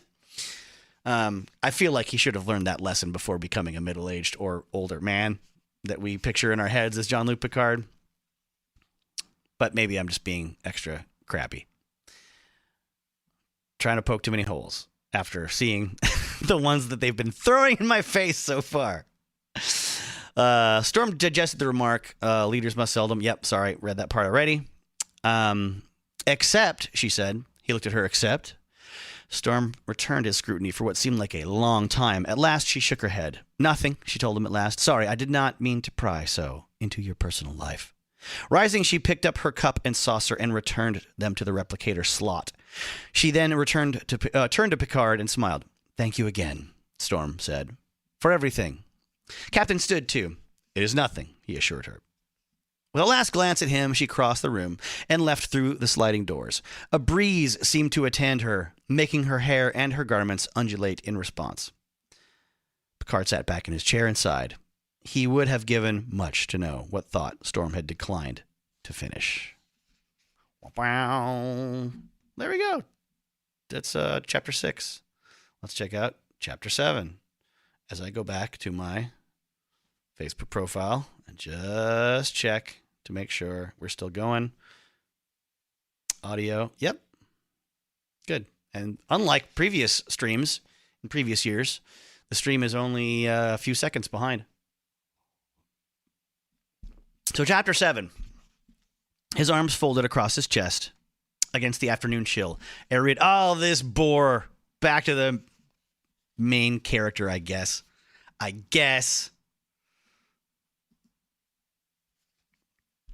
Let's see. He watched the shadows lengthen in the fortress's yard. They had already reached the opposite wall and climbed halfway up its stone surface. Soon the guards would call down to the transformed and send them back to their rooms. It was difficult enough to keep an eye on the growing prisoner population during the day. At night, however, it would be nearly impossible. At least, that's how the transformed interpreted the situation. Suddenly, Ariad experienced an unexpected sensation. He felt as if someone were whispering in his ear. though he couldn't see anyone within several meters of him. And it wasn't exactly a whisper. True, there were words in his head, but they seemed to manifest themselves without sound. "Don't be afraid. My name is Paldul." Ariad looked around. He saw the youth with the green pockmarks in his forehead sitting among some of the other transformed. The others were talking, but Paldul didn't seem to be listening to them. His eyes were closed, his head tilted back slightly. "Yes," Ariad thought, "I know your name. I heard someone say it the day you arrived here." "And yours?" asked the telepath. Ariad Sovar." "Pleased to meet you, Ariad." There was an undercurrent of something like humor. "I'll bet you've never spoken with your mind before." "That's true," Ariad replied. "Neither did I," said Paldul. "Before my transformation. Now I do it quite a bit. Every chance I get, in fact." "How many others have you spoken with?" Ariad inquired. "Here in the fortress, I mean." "Almost everyone," Paldul told him, "except for Moloch, of course." Moloch? Ariad had never heard the name before. "He's insane," the telepath thought matter-of-factly, "and dangerous, too. He can set things aflame just by looking at them, so they don't dare let him out into the yard." Ariad wondered what it was like to visit the mind of a crazy person. Not pleasant, Paldul thought, surprising him. "At least in Moloch's case, it's not. I never visited the mind of any other mental patient, so I can't say that's true as a rule." Ariad frowned. "It must be nice to have a power like yours. You don't have to worry about it getting out of control, and you can exercise it without the guards trying to stun you." There was another undercurrent of humor. "That's true. But it wasn't nice at all when the power first came to me. I kept hearing all the thoughts of everyone around me, all the time and all at once. It took me a couple of days to learn to shut them out, to focus on hearing only what I wanted to hear." 2 days, thought Ariad. He had had his power a lot longer than that, and he still hadn't learned to control it. But then he didn't have the luxury of using his talent in public. He was forced to practice it in his cell at night, projecting tiny rays of energy over and over again until he was too tired to keep his eyes open. "I envy you," he thought at Paldul. The youth smiled. "The one I envy is Rahatan. He's the only one with the courage to stand up to our guards, in fact." "What?" thought Ariad. "You'll see," Paldul told him, with just a hint of amusement. Ariad asked him for explanation again, but there was no answer in his head. Paldul had gone away. With that realization came a great emptiness, a loneliness Ariad had never felt before. But then he had never shared his thoughts with another Zaldian. Suddenly, he was jolted by a loud sound, a voice from directly above him. "Day's over," the prime guard bellowed. He was a tall, rangy man with a long, lined face. "Time for last meal." Ariad studied the wall on the opposite side of the yard. Sure enough, the shadow had climbed almost to the top of it. In a half hour or so, the sun would go down. He started in the direction of the mess hall, telling himself it wasn't so bad that they had to leave the yard. As much as he had eaten at second meal, his hunger was already beginning to gnaw at him. "This is ridiculous!" someone cried out in a strident voice. As the cry echoed from wall to wall, all eyes turned to its source. Ariad was no exception. What he saw was Rahatan. The transformed's gaze was fixed on the prime guard, his hands held out in a plea for a reason. "It's still light out," said Rahatan. Ariad was reminded of the thought Paldul had sent him moments earlier. And the author's about to remind us. "The one I envy is Rahatan. He's the only one with the courage to stand up to our guards." Who just said that? We know that happened. For crying out loud. Oh, so much padding to make this 265-page book happen. Whew. All right. Carrying on. I know it's for kids. I get it. But still.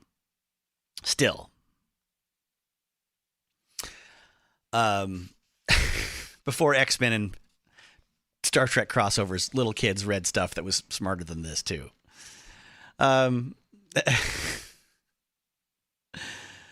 That may be true, the Prime Guard allowed, but it doesn't change anything. Rules are rules. There's no reason to rush us, Rahatan insisted. He took in some of the other transformed with a glance. Sorry, everybody. Am I right? His challenge was met by a rumble of assent. After all, none of the prisoners ever liked to leave the yard. Dinara looked up at the Prime Guard as well. Would another few minutes really hurt, she asked. It's little enough to ask, agreed Layden. The head guard raised his weapon and pointed it at Rahatan. Don't make me use this, he said. The youth smiled. I'm not making you do anything. Sevian came over to him. That is unnecessary, she told Rahatan.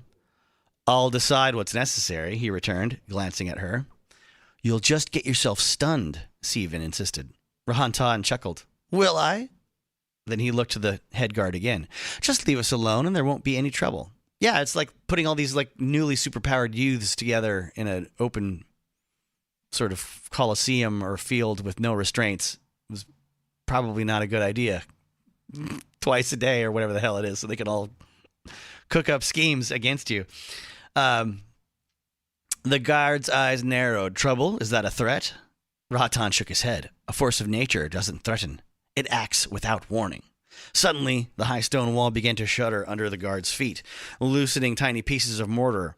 Wide-eyed, uncertain of his footing, the Prime Guard thrust a hand out to support himself, almost dropping his stun weapon in the process. What's going on? One of the other guards barked. Ariad knew the answer. He could see it in Rahatan's smile, in the way he held his hands out. So that was the newcomer's power, he thought. Rahatan could move things, perhaps a great many things. But what he was moving at that moment was the earth beneath the fortress wall, causing the barrier to tremble and scare the life out of the guards. It's that one, the Prime Guard concluded. The one that was threatening you. Yes, he's doing it. And what if I am? Asked Rahatan, seemingly unconcerned. The Prime Guard didn't answer. He just braced himself as best he could, took aim, and fired a stun blast. Nor was he the only one. Rahatan didn't make a move to elude his fate. He stood there and accepted it, and, before the eyes of everyone assembled, endured the indignity of the guard's barrage. It made him shiver and twitch uncontrollably, then fall to his knees. His eyes rolled back in his head, and his jaws worked furiously. Spittle ran from the corner of his mouth. The ordeal lasted only a second or two, but by the time the guard stopped firing, Rahatan had pitched forward and lost consciousness. He lay stretched out on the ground, paler than any living being had a right to be. Monsters, bellowed Layden, shaking his fists at the guards. What have you done to him? Dinara demanded. Meanwhile, the shuddering of the walls had stopped, but despite that, the guards didn't look as if they felt very secure. Disperse! Cried their prime, aiming his rifle at Layden and then at Dinara. Walk away! Or what? Asked the youth with the luminous eyes. Will you do to us what you did to him? Yes! Yes, that is what they will. That is plainly what they intend to do and have done repeatedly. There is a precedent for this, and it's the only thing you should expect. Clearly, the guards didn't want to fire at anyone else. Their expressions were proof of that, but the cries of the transformed had begun to sound too much like rebellion. Then a handful of them began to move in the direction of the Prime Guard, or more accurately, the wall beneath his feet. Layden and Dinara and the man with the luminous eyes were among them. Korba might have advanced with them too, but she had paused to kneel at Rahatan's side. Stay back, Prime Guard yelled sharply, glaring at Layden and Dinara and the others. His admonition had no effect. The transformed kept coming.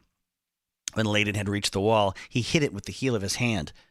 Amazingly, the stone and mortar cracked under the blow, giving him a handhold. With the heel of his other hand, Layden smashed another hole in the wall.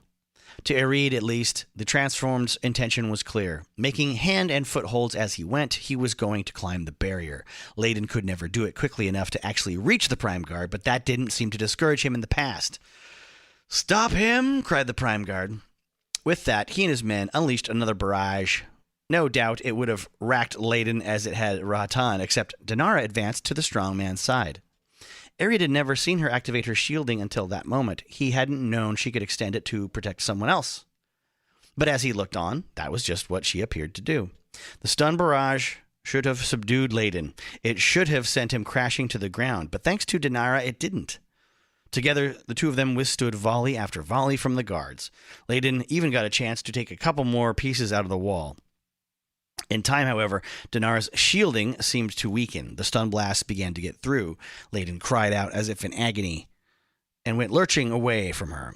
And once he was no longer under Dinara's protection, he was as vulnerable as any of them. In a moment or two, he was writhing and convulsing like a fish out of water. In another, he was on the ground, spent and senseless. But the guards weren't finished. After all, Dinara had defied them as well. They kept up their barrage until she, too, began to stagger. She cursed them through clenched teeth. That is one of the greatest offenses of hack writers in action stories. Talking through clenched teeth. Just describe something that only happens visually in comic books. Then her shielding gave away, and the stun fire got to her. For a moment, convulsed so badly it was agony for Ariad to watch. Then, mercifully, she, too, lost consciousness. The guards looked around, wary of other prisoners. But the yard was quiet. Ominously so. No one moved. No one even breathed, it seemed. In the wake of the battle, for that was what it had been. I mean, we just read it. I don't know that you need to tell us. That was a battle that I just described to you. The Prime Guard wiped his brow with the back of his hand. Then he indicated Rahatan, Laden, and Dinara with a gesture. Pick them up and put them in cells, he told his men, and lock them so they can't get out. Isn't that what everyone's situation is in this prison? They're all locked in cells so they can't get out. Isn't that the point of them having this free time away from their cells? Some of the guards descended from the battlements and entered the yard, their weapons at the ready, and none of the transformed moved to stop them as they carried out the Prime Guard's orders.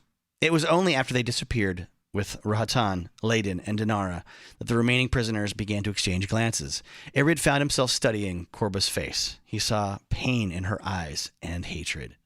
He couldn't help wondering what she saw in his. All right, back to characters that we care about. Chapter 8. As Geordi entered sickbay, tricorder in hand, Nightcrawler was already standing there waiting for him. Not far away, Colossus, whose real name was Peter, was lying full length on the biobed while Dr. Crusher ran some routine scans on him. Sorry about that noise. But the doctor's responsibility began and ended with medical anomalies. It was the chief engineer's job to put the X-Men's abilities under a microscope, figuratively speaking, of course. As he caught sight of Geordi, Nightcrawler held his hands out. "So what can I do for you?" he asked congenially. Clearly, he was the blithe spirit of the group. The engineer had always appreciated people like that. "What I want to see," Geordi explained, "is how your teleportation ability works. For instance, if it's anything like our transporters." "And how do they work?" asked Nightcrawler. "Basically," said the engineer, "they convert matter to energy, then send it from one place to another along a sort of guide beam. When the energy reaches the second location, it's converted back into matter." Well, there you go, folks. The whole process explained. The mutant dismissed the idea with a wave of his three-fingered hand. "My teleportation ability works nothing like that." "How do you know?" Geordi asked. "Professor Xavier has explained it to me." The engineer looked at him, and he would be the mutant who saved my life from an angry mob, said Nightcrawler, and recruited me into the X-Men. A brilliant geneticist, and perhaps the most powerful telepath on Earth. Geordi nodded. "Okay. And what did Professor Xavier tell you about your teleportation talent?" "What happens," the mutant replied, "is I enter an entirely separate dimension. Somehow, though I have no awareness of it, I travel through that other dimension. Then I come out again in my own dimension, an equivalent distance from where I started." The engineer smiled. "An intriguing theory. Still, I'd like to check it out for myself, if you have no objections." "None," the mutant told him. Geordi finished calibrating his tricorder. "This'll just take a second." "Just say the word," Nightcrawler advised him. Finally, he looked up. All set. A moment later, there was a soft pop, and the teleporter was gone. In his place, there was a puff of smoke and a burning smell. Almost instantly, Nightcrawler was back again, but this time, he was on the other side of the room, his lips pulled back in a grin. "Miss me?" he asked the engineer. Geordi chuckled, then consulted his tricorder. "How about that?" "How about what?" "You were gone all right for a fraction of a second. It was as if you didn't exist. At least not in this dimension, Nightcrawler noted. The engineer continued to study his readout. Now that's interesting. What is? Asked the mutant. Geordi showed him the tricorder. When you left, there was nothing remarkable about you, but when you came back, you were literally dusted with Verteron particles. Nightcrawler looked at him. Verteron? Sorry, said the engineer. He'd forgotten that in a mutant's universe, which is roughly equivalent to his, but in the 20th century, Verterons probably hadn't been discovered yet. Oh, convenient. Nice little maneuver here. They're subatomic particles associated with subspace phenomena. Nightcrawler still didn't look enlightened. Subspace? A spatial continuum, said Geordi, with different properties from our own. It's by ducking into subspace that the Enterprise is able to travel at faster than light speeds. Okay. Which leads us to an interesting question. The mutant tilted his head. That being, whether this other dimension you're traveling in isn't related to subspace. I mean, we don't come out of warp smelling like brimstone. At least, I don't think we do. But the presence of those verterons suggested you're doing with mind and body what we need an entire warp drive to accomplish. Geordi looked at his guest with newfound respect. Let me tell you, if that's true, it's pretty amazing. Nightcrawler stroked his blue-furred chin, his golden eyes fixed on the possibilities, of which there were many. His golden eyes fixed on the possibilities of... like around the room? Does that mean, he said, there's a way for me to travel from world to world? Maybe even star to star, without benefit of a ship? Geordi thought about it. Maybe, he conceded at last, but then again, maybe not. I mean, that's quite a stretch from what... I mean, okay, clearly... I'm not an intellectual. I'm more of an X-Men fan than a Star Trek fan, if it's not painfully obvious. So at this point in the 90s, we definitely knew that Nightcrawler's teleporting ability, is sort of finite based on how much physical energy drain he can withstand. Every time he goes longer distances, he's, more likely to get knocked unconscious or something, or risk death if he travels too far at once, especially if he's carrying another person. So I don't know why Kurt Wagner would suggest that he could travel from planet to planet with his teleportation ability as it exists. And he can't go anywhere that he can't see. So I feel like he should be saying that right now. Like, if it weren't for this and this and this, maybe I could travel from planet to planet. I don't know.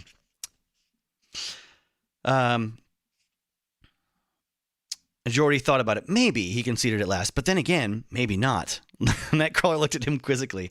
You see, the engineer said, even after we enter subspace, we still have to apply a lot of power to move the ship from place to place. It's true. Your mass wouldn't be anywhere near that of the Enterprise. But then in subspace, mass isn't really the main issue. In other words, said the mutant, trying to boil down Geordi's comment, it wouldn't be enough just to access this continuum or whatever it is. It would also have to have a way to propel myself across it. The engineer took a breath and then let it out. I think so, but honestly, I'm just taking a stab at it. I'd have to study you a lot more closely to come up with an accurate answer.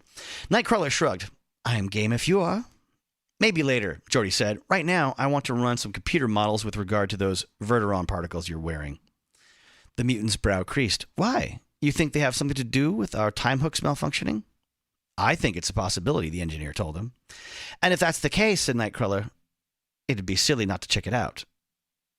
Geordi smiled. You said it, not me. Having a good old time with those verteron particles. Okay. When Ariad... Oh, boo. When Ariad emerged from the mess hall, hugging the high wall on the right, as always, he saw new faces among the guards on the parapets. Apparently, Rahatan's act of rebellion had gotten the government's attention. Reinforcements had arrived overnight. A few new transformed were in the evidence also, but yeah, why not? Why not just keep adding more superpowered beings to the pile? Don't isolate them. I mean, they're doing a terrible job of creating a prison planet here. let's see. Osan had restricted them to their cells, meaning Dinara, Layden, and Rahatan, as the Prime Guard had recommended the day before. Still, Ariad thought Rahatan had a powerful talent at his fingertips. So did Layden, for that matter. If either of them wanted to escape their containment, they might have done it. In fact, if he were Osan, he would have seen to it that Rahatan and Layden were guarded around the clock. And maybe Dinara as well. Anything less would have been foolish. Right. So why is it happening? Then Ariad had a terrible thought. What if Rahatan and the others had been deemed too dangerous to confine? What if the administrator of the fortress had decided to kill them instead? It was hard to believe someone could be destroyed for an insignificant offense. However, worse offenses might follow, probably would follow, if Ariad was any judge of character, and the government had never faced anything like the transformed before. Ariad, came a voice from behind him. He turned and saw it was Korba who had spoken to him. She tilted her head slightly. That's your name, isn't it? Ariad nodded, intrigued by her strange, quick way of talking. Yes. You don't talk that much, Korba observed. He shrugged. I think a lot. About what you've become, she said. That, he replied, and other things. Korba glanced at the opposite wall, where the guards were looking down on the yard. Ariad glanced that way, too. Their conversation hadn't drawn any special attention, but then they were hardly the only ones conversing. Other things? She echoed. Like what? Like how much I hate it here, he told her. He hadn't intended to say that, but it had been days since he exchanged more than a couple of superficial words with anyone, and the sentiment had simply come pouring out. We all hate it, Korba answered. That's why Rahatan did what he did yesterday, because we're people, not animals. We're not supposed to be caged up. No, Ariad said, we're not. Her gaze seemed to harden, become more resolute. And with any luck, we won't be caged up much longer. He didn't understand. He told her so. Again, Korba cast a glance at the battlements. Rahatan wants to break out of this place. Ariad looked at her. Break. He shook his head. But how do you know? Puldu contacted himself in his cell. She said, he can do that. Rahatan told him we don't need to stay here any longer, not with the powers we've got. He swallowed, but the guards. Korba frowned. All we need to do is work together. That's what Rahatan says. If we do that, the guards can't stop us. Ariad felt his cheeks flush. And the others? I've spoken with half a dozen transform myself, she said. No one's turning me down yet. They're all sick of being here. Suddenly, Ariad was more frightened than ever. It was bad enough that he had become some kind of freak, and worse still that he had been imprisoned because of it. But now he was contemplating an act of violence, one that would forever alienate him from Zaldian society. And yet he thought if he didn't do it, he would be alienated from a different kind of society. Maybe the only kind realistically left to him. He took a breath, then let it out. Has Rahatan got a plan? Ariad inquired.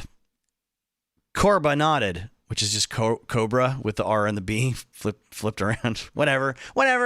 You run out of ways to think of new alien names after a while. I get it. Then she told him what it was and what role had been chosen for Ariad in it. So you're with us? She asked. She quirked a smile. Or do you like the way it feels when they stun you in the yard? Okay. Or do you like the way it feels when they stun you in the yard? He thought about it. If Rahatan was right and they were able to break out of this fortress, he might never have to feel a stun blast again. Ariad swallowed even harder. Gulp. I'm with you. Chapter 9.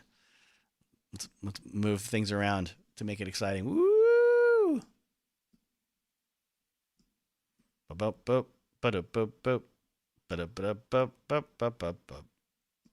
Isn't that exciting? Now the whole there you go. Visually, the whole landscape's different now. Chapter 9. The holodeck doors opened with a soft hiss. Worf found himself bathed in sun and shadow as he studied the scene in front of him. Wolverine, who is standing beside him, just grunted. Again, lots of grunting in the story.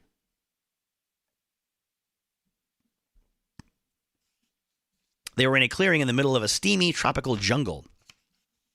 A blood black. Oh, so they're gonna do like it's like this is just like our danger room back home, sort of a thing. Blood black and white stone altar was the only man-made structure in sight. Birds screamed from high up in the lush golden foliage and darted across a patch of crimson sky. Half-seen creatures peered out from their sun-dappled hiding places with wide, frightened-looking eyes. Nice place you got here, Wolverine rasped. He wiped sweat from his eyes with the back of his hand. I prefer something a little frostier myself, but to each his own. As it happened, Worf had no particular liking for this place either. The flora gave off a most unpleasant scent. Still, the program had been a gift from his son, Alexander, who had been living with Worf's foster parents back on Earth at the time. And if one could ignore the smell, the opportunities for battle were most exhilarating. Hefting his bat'leth, the Klingon turned to his guest. If any of you have a problem with the way I'm going to pronounce Klingon words, you can go to hell. I do not have a formal education in these matters. Whoop. Whoop, whoop, whoop, whoop, whoop. Whoop, whoop, whoop, whoop, whoop. Hope no one is too confused if you're listening on audio after the fact. I'm playing with video screens right now. Okay.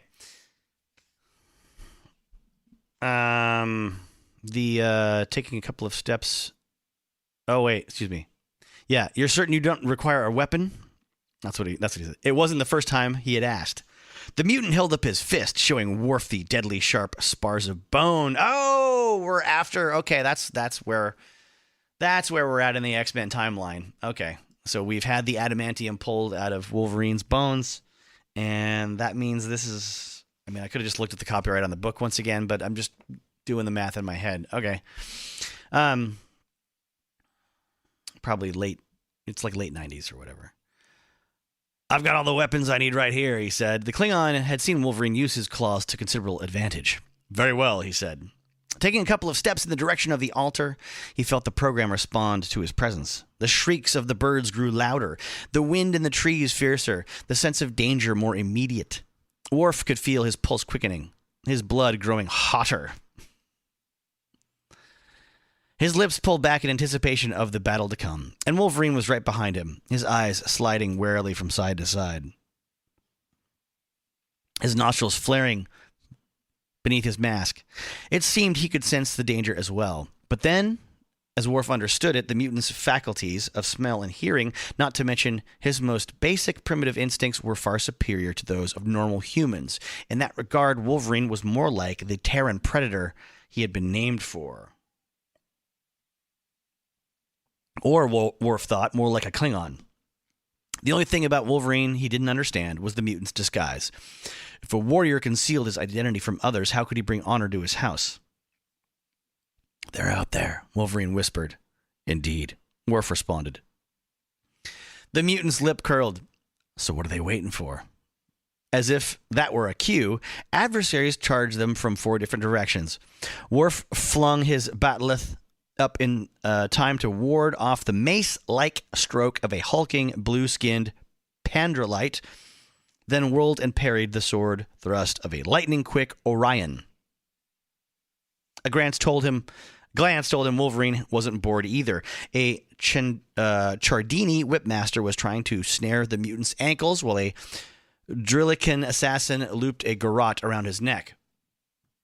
With the claws in one hand, Wolverine sliced off the business end of the whip and drove his fist into the Chardini's face. Unfortunately, he wasn't quick enough to prevent the garrote from taking hold around his neck, but even then, he was far from vanquished. Driving his elbow into the Drillican's ribs, the mutant cracked a couple, forcing his adversary to loosen his grip. Good thing these aliens have the same skeletal structure as a human being that Wolverine is used to fighting. I don't know. Maybe that was the choice. That was the choice when they created the holodeck program for this. Then, with some room in which to work, he slashed the assassin's belly. Worf, meanwhile, was getting a workout. No sooner had he opened the Pandrolite's throat with his bat'leth than the Orion was on the attack again. Ducking the green man's flashing steel, the Klingon parried a second assault and a third. Then, just as the Orion thought he was gaining the advantage, Worf struck low and swept his legs out from under him. With a single quick thrust, the Klingon finished off his adversary. Some of Worf's colleagues might have been shocked at his love of violence, but not Wolverine, he knew. Turning to the mutants, the Klingon grinned. Wolverine was grinning too. Not bad for a start, he jibed. But when are we going to see some real action? In answer to his question, a shaggy bandalar dropped on him from the trees above. Pinning the mutant to the ground, he raised a large and deadly-looking axe over his head. Taking 2 quick steps, Worf hurled himself at the bandalar. He managed to knock the alien off balance before he could bring his weapon down on Wolverine's head. Then, before the bandalar could recover, the Klingon sliced his axe handle in 2.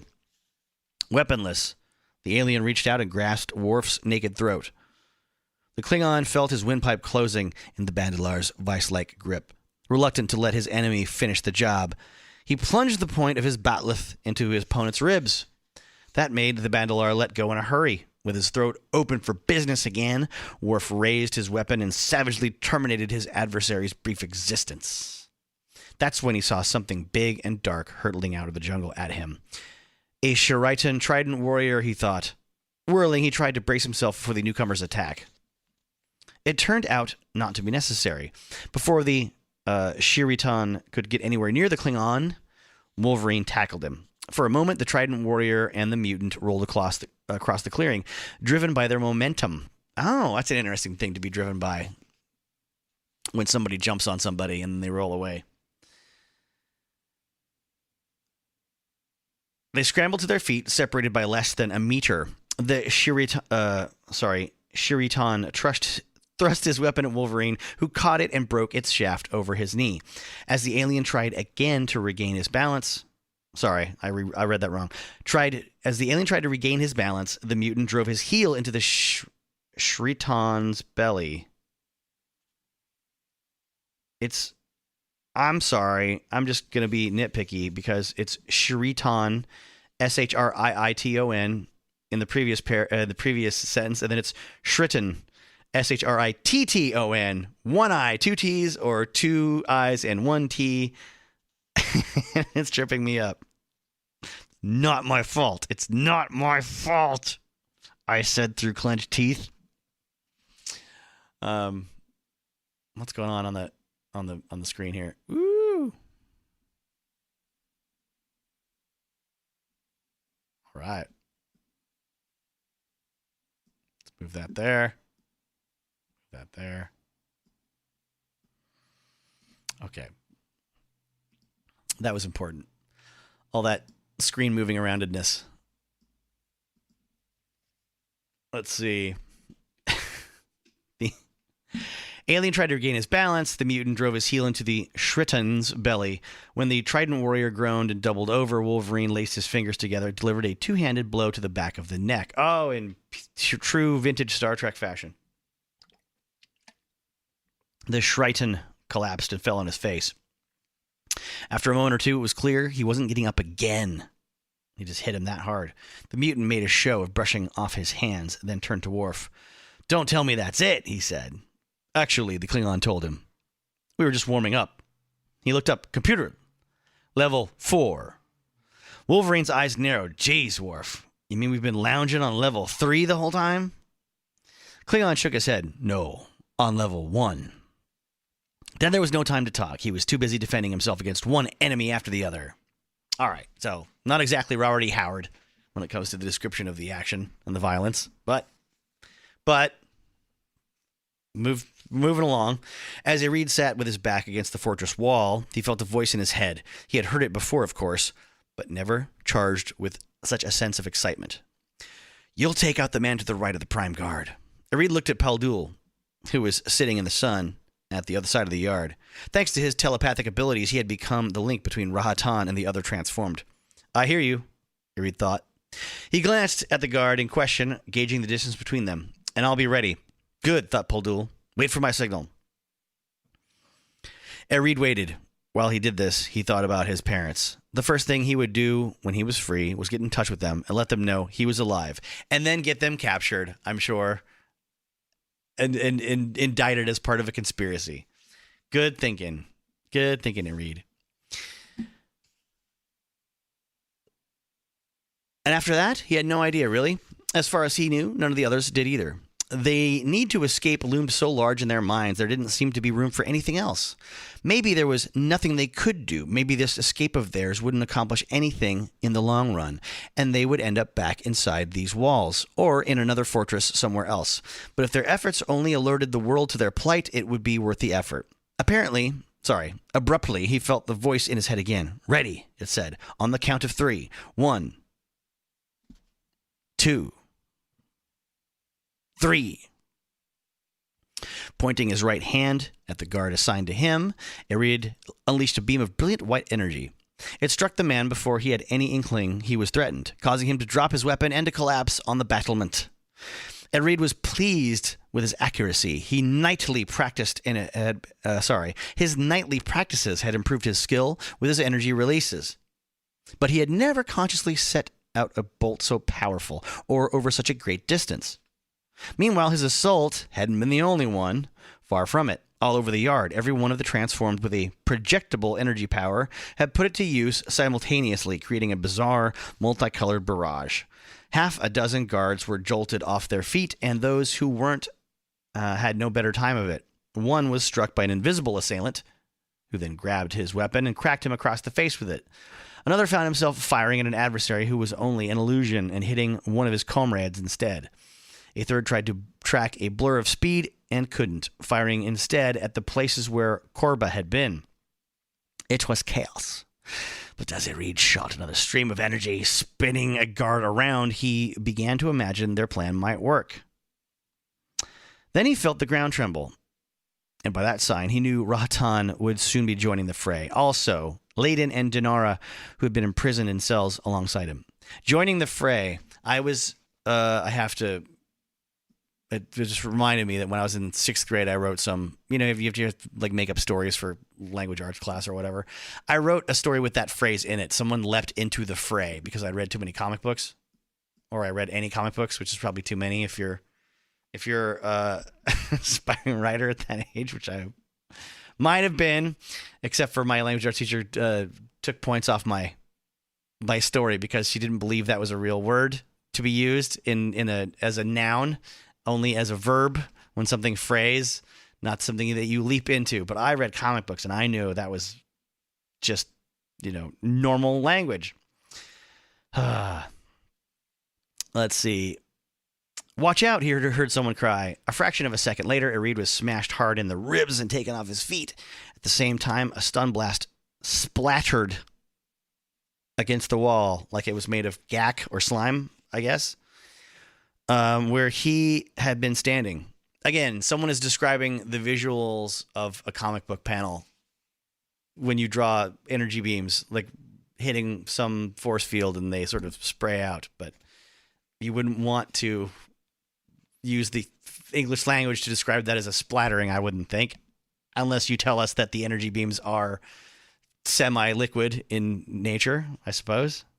I know, I'm being too hard on Michael Vincent, Friedman, Marty, Friedman. At the same time, a stun blast splattered against the wall where he had been standing. He looked up into the face of his savior and saw the man with the luminous eyes. "Thank you," Ariad said. "Don't mention it," the other transformed replied. Eyeing the guards warily, he got to his feet and began to move off. "Just keep doing what you were doing, all right?" Ariad nodded. "I will." But he was only instructed to take out one guard, and he already did that. And now he's attacking other guards.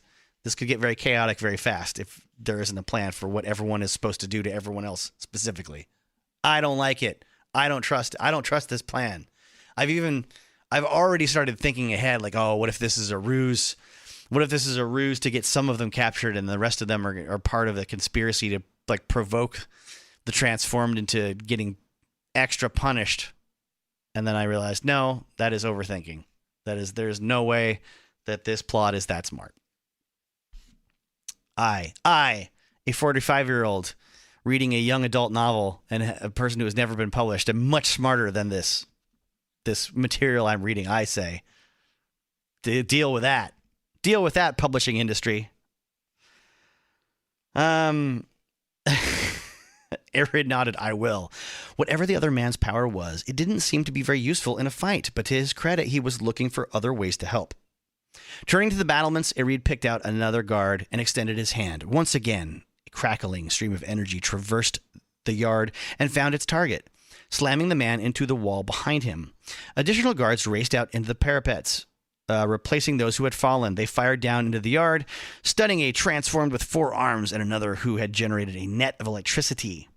But they couldn't stun everyone, not when Korba was running around disrupting their aim, not when one of the transformed had grown 12 feet tall, so as to be a better target, I would assume, and was throwing them off the battlements like dolls. Okay, I get it. Sorry. I'm overly judgmental here. The longer the guards were kept busy, the easier it was for Ariad and the other energy wielders to strike, one after another. They blasted their adversaries into unconsciousness. The guards' ranks thinned moment by moment until only a handful were left on either side of the yard. Then a steely voice rang out, "This must stop!" It was Osan. As Ariad watched, the administrator came out onto the battlements, his hands notably empty of weapons. No doubt he had seen how ineffective such things were against the transformed. I mean, no doubt he would have seen that over the course of the last month as well, I would hope. I mean, obviously the stun guns work on a lot of them so far, but they keep adding new superpower people to the pile here, thinking that's not going to change anything. "We need to speak, not fight," Osan cried out. He signaled the guards to stop firing and held his hands out. It looked to Ariad as if he were praying. The transformed looked at each other and desisted. As the administrator had asked, the yard grew quiet, though it was decidedly an uneasy quiet. Ariad was skeptical. What did Osan think he was going to do? Marshal the forces of sweet reason against these misguided youths wreaking havoc in the prison yard? As it turned out, that was exactly what the man thought. "This is insane," he told the transformed. "We are not your enemy. We're here to help you, to protect you from the outside world." "We've heard that speech," someone called out. "If you want to help us, open the gates and let us out." "Or is it the outside world you want to protect from us?" Yes, that should be very obvious by now. The administrator shook his head. "You've got to trust us. Whatever the problem is, we can work it out together." Suddenly, Ariad heard his own voice raised as well. "You wouldn't let me contact my parents," he shouted. Osan found him and looked at him. "Perhaps we can change that policy. Perhaps it wasn't necessary in the first place."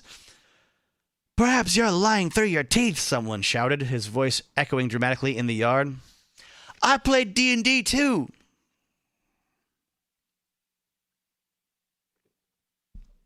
For the 3 fans of the movie Airheads watching or listening, Ariad turned and saw Rahatan standing there, Dinara and Layden directly behind him. The Earth Mover pointed a finger at the administrator. "You kept us down and deceived us long enough," he shouted. "Now it's time for you to reap what you've sown."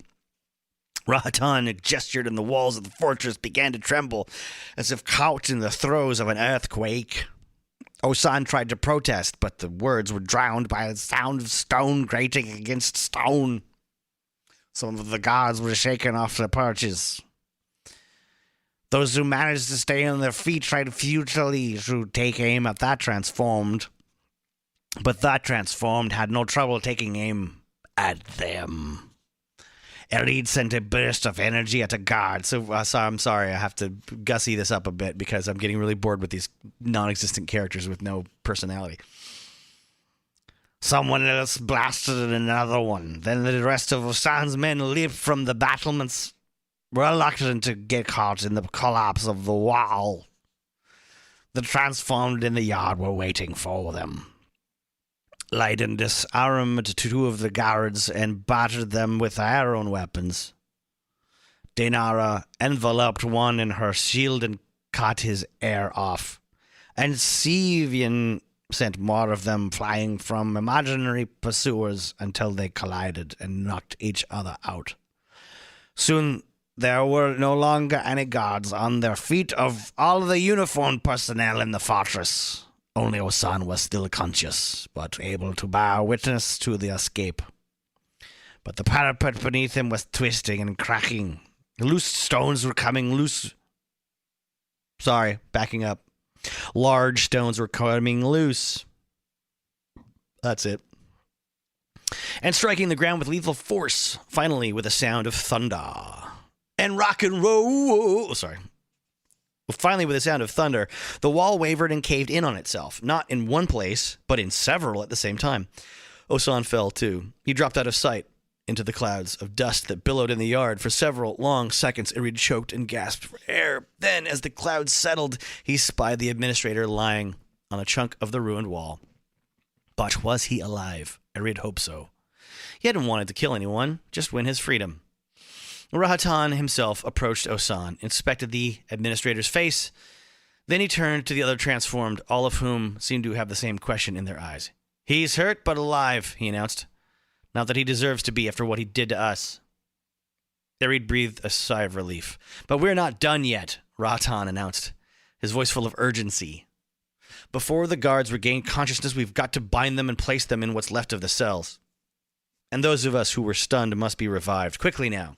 Ariad didn't hesitate. Though covered with dust and sweat, he started to help with the binding of one of the guards. Then Dinara came over to him. "Rahatan wants to check on Moloch." Ariad recalled the name. Paul Duel had mentioned it, and mentioned it the other day. "He's insane," the telepath had noted. "And dangerous, too. He can set things aflame just by looking at them, so they don't dare let him out into the yard." Yes, as we were told in the previous chapter. We got it. Did someone tell the author this was going to be like released in a series of magazine installments or something? It's going to be like a month between chapters that people are going to have to be reminded of this stuff. I demand answers. I demand answers. That was why Rahatan wanted Ariad to accompany Dinara, because Moloch was too dangerous for one of them. Getting up, he followed Dinara in the direction of the cells. When they got there, he saw that one of the outer walls that had crumbled. Away, the result of Rahatan's efforts. No doubt. Yeah, no doubt. Yes, no doubt. We got it. We know. We were here when the thing happened with the guy that moves the walls, named Rahatan. Woof. Stepping over the rubble, Ariad and Dinara went inside and waded through the dust-ridden air. There were barred cells on either side of the long corridor. 3 of the ones on the left displayed ruined masonry and twisted bars. No doubt they had held Rahatan, Dinara, and Laden. The cells on the right, however, seemed perfectly intact despite the tremors to which Rahatan had subjected the entire fortress. If Moloch was inside one of those cells, as Dinara had indicated, he might well have gone unscathed. Before Ariad could find out one way or the other, he heard a bizarre, croaking sound. It repeated itself over and over. Turning to Dinara, he noticed her lack of surprise. "What is that?" he asked. She grunted. Another grunting person. Have you ever heard someone grunt at you with words? No. No, no. She grunted. "That's the man we're looking for."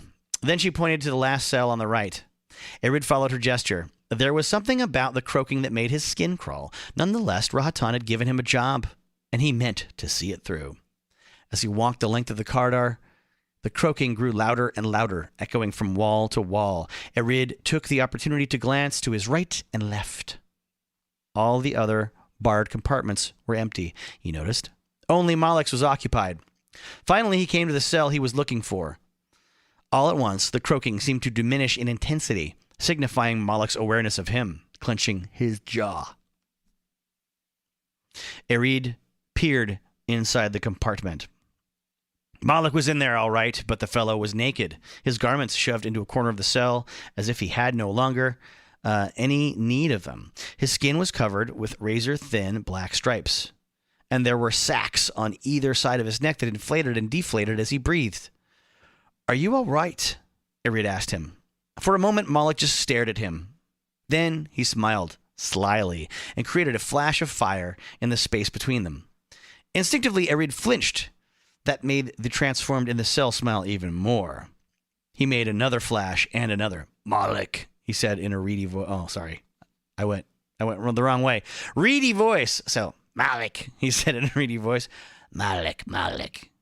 It was the sound Eric had heard before, but now he knew it wasn't just a croak. It was the poor man's name. Yeah, but he knew his name before he heard the sound. How did he not?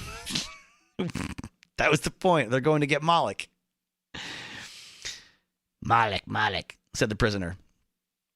Ariad wanted to free him, but in this case, at least, he had to agree with Osan's approach. It would be better if they left Malik where he was. He turned back to Dinara. He seems all right, but if we take him with us, he's likely to hurt someone. Himself, maybe. How do you know? How do you know that? She nodded.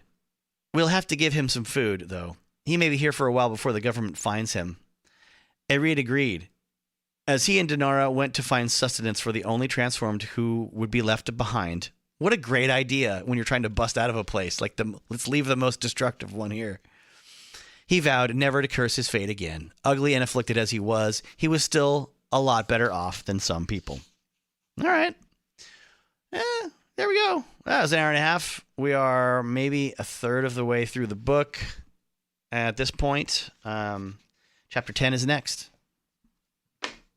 Thanks for being here, everybody. Hope you're having a nice weekend. Yes, for sure. I hope you're having a nice weekend or a weekday, whenever it is you're listening to this. I appreciate you being here and enjoying the audio. I want to reiterate, as I have in previous episodes, we have no ads. We being me. There is a Patreon you can check out. You can also look at the links in the description for ways to support the show for no money or a little money. You could make a donation on the PayPal. You could buy a shirt, a wacky shirt that I've created. You can just follow on Twitter or, for as long as that's still around, or I can stand it to be there, or Instagram, and send an email. Just, reach out. As I said many times, I still want to know if the people that are overwhelmingly listening to this show in India are actually from India, or if they are just American perverts with a VPN.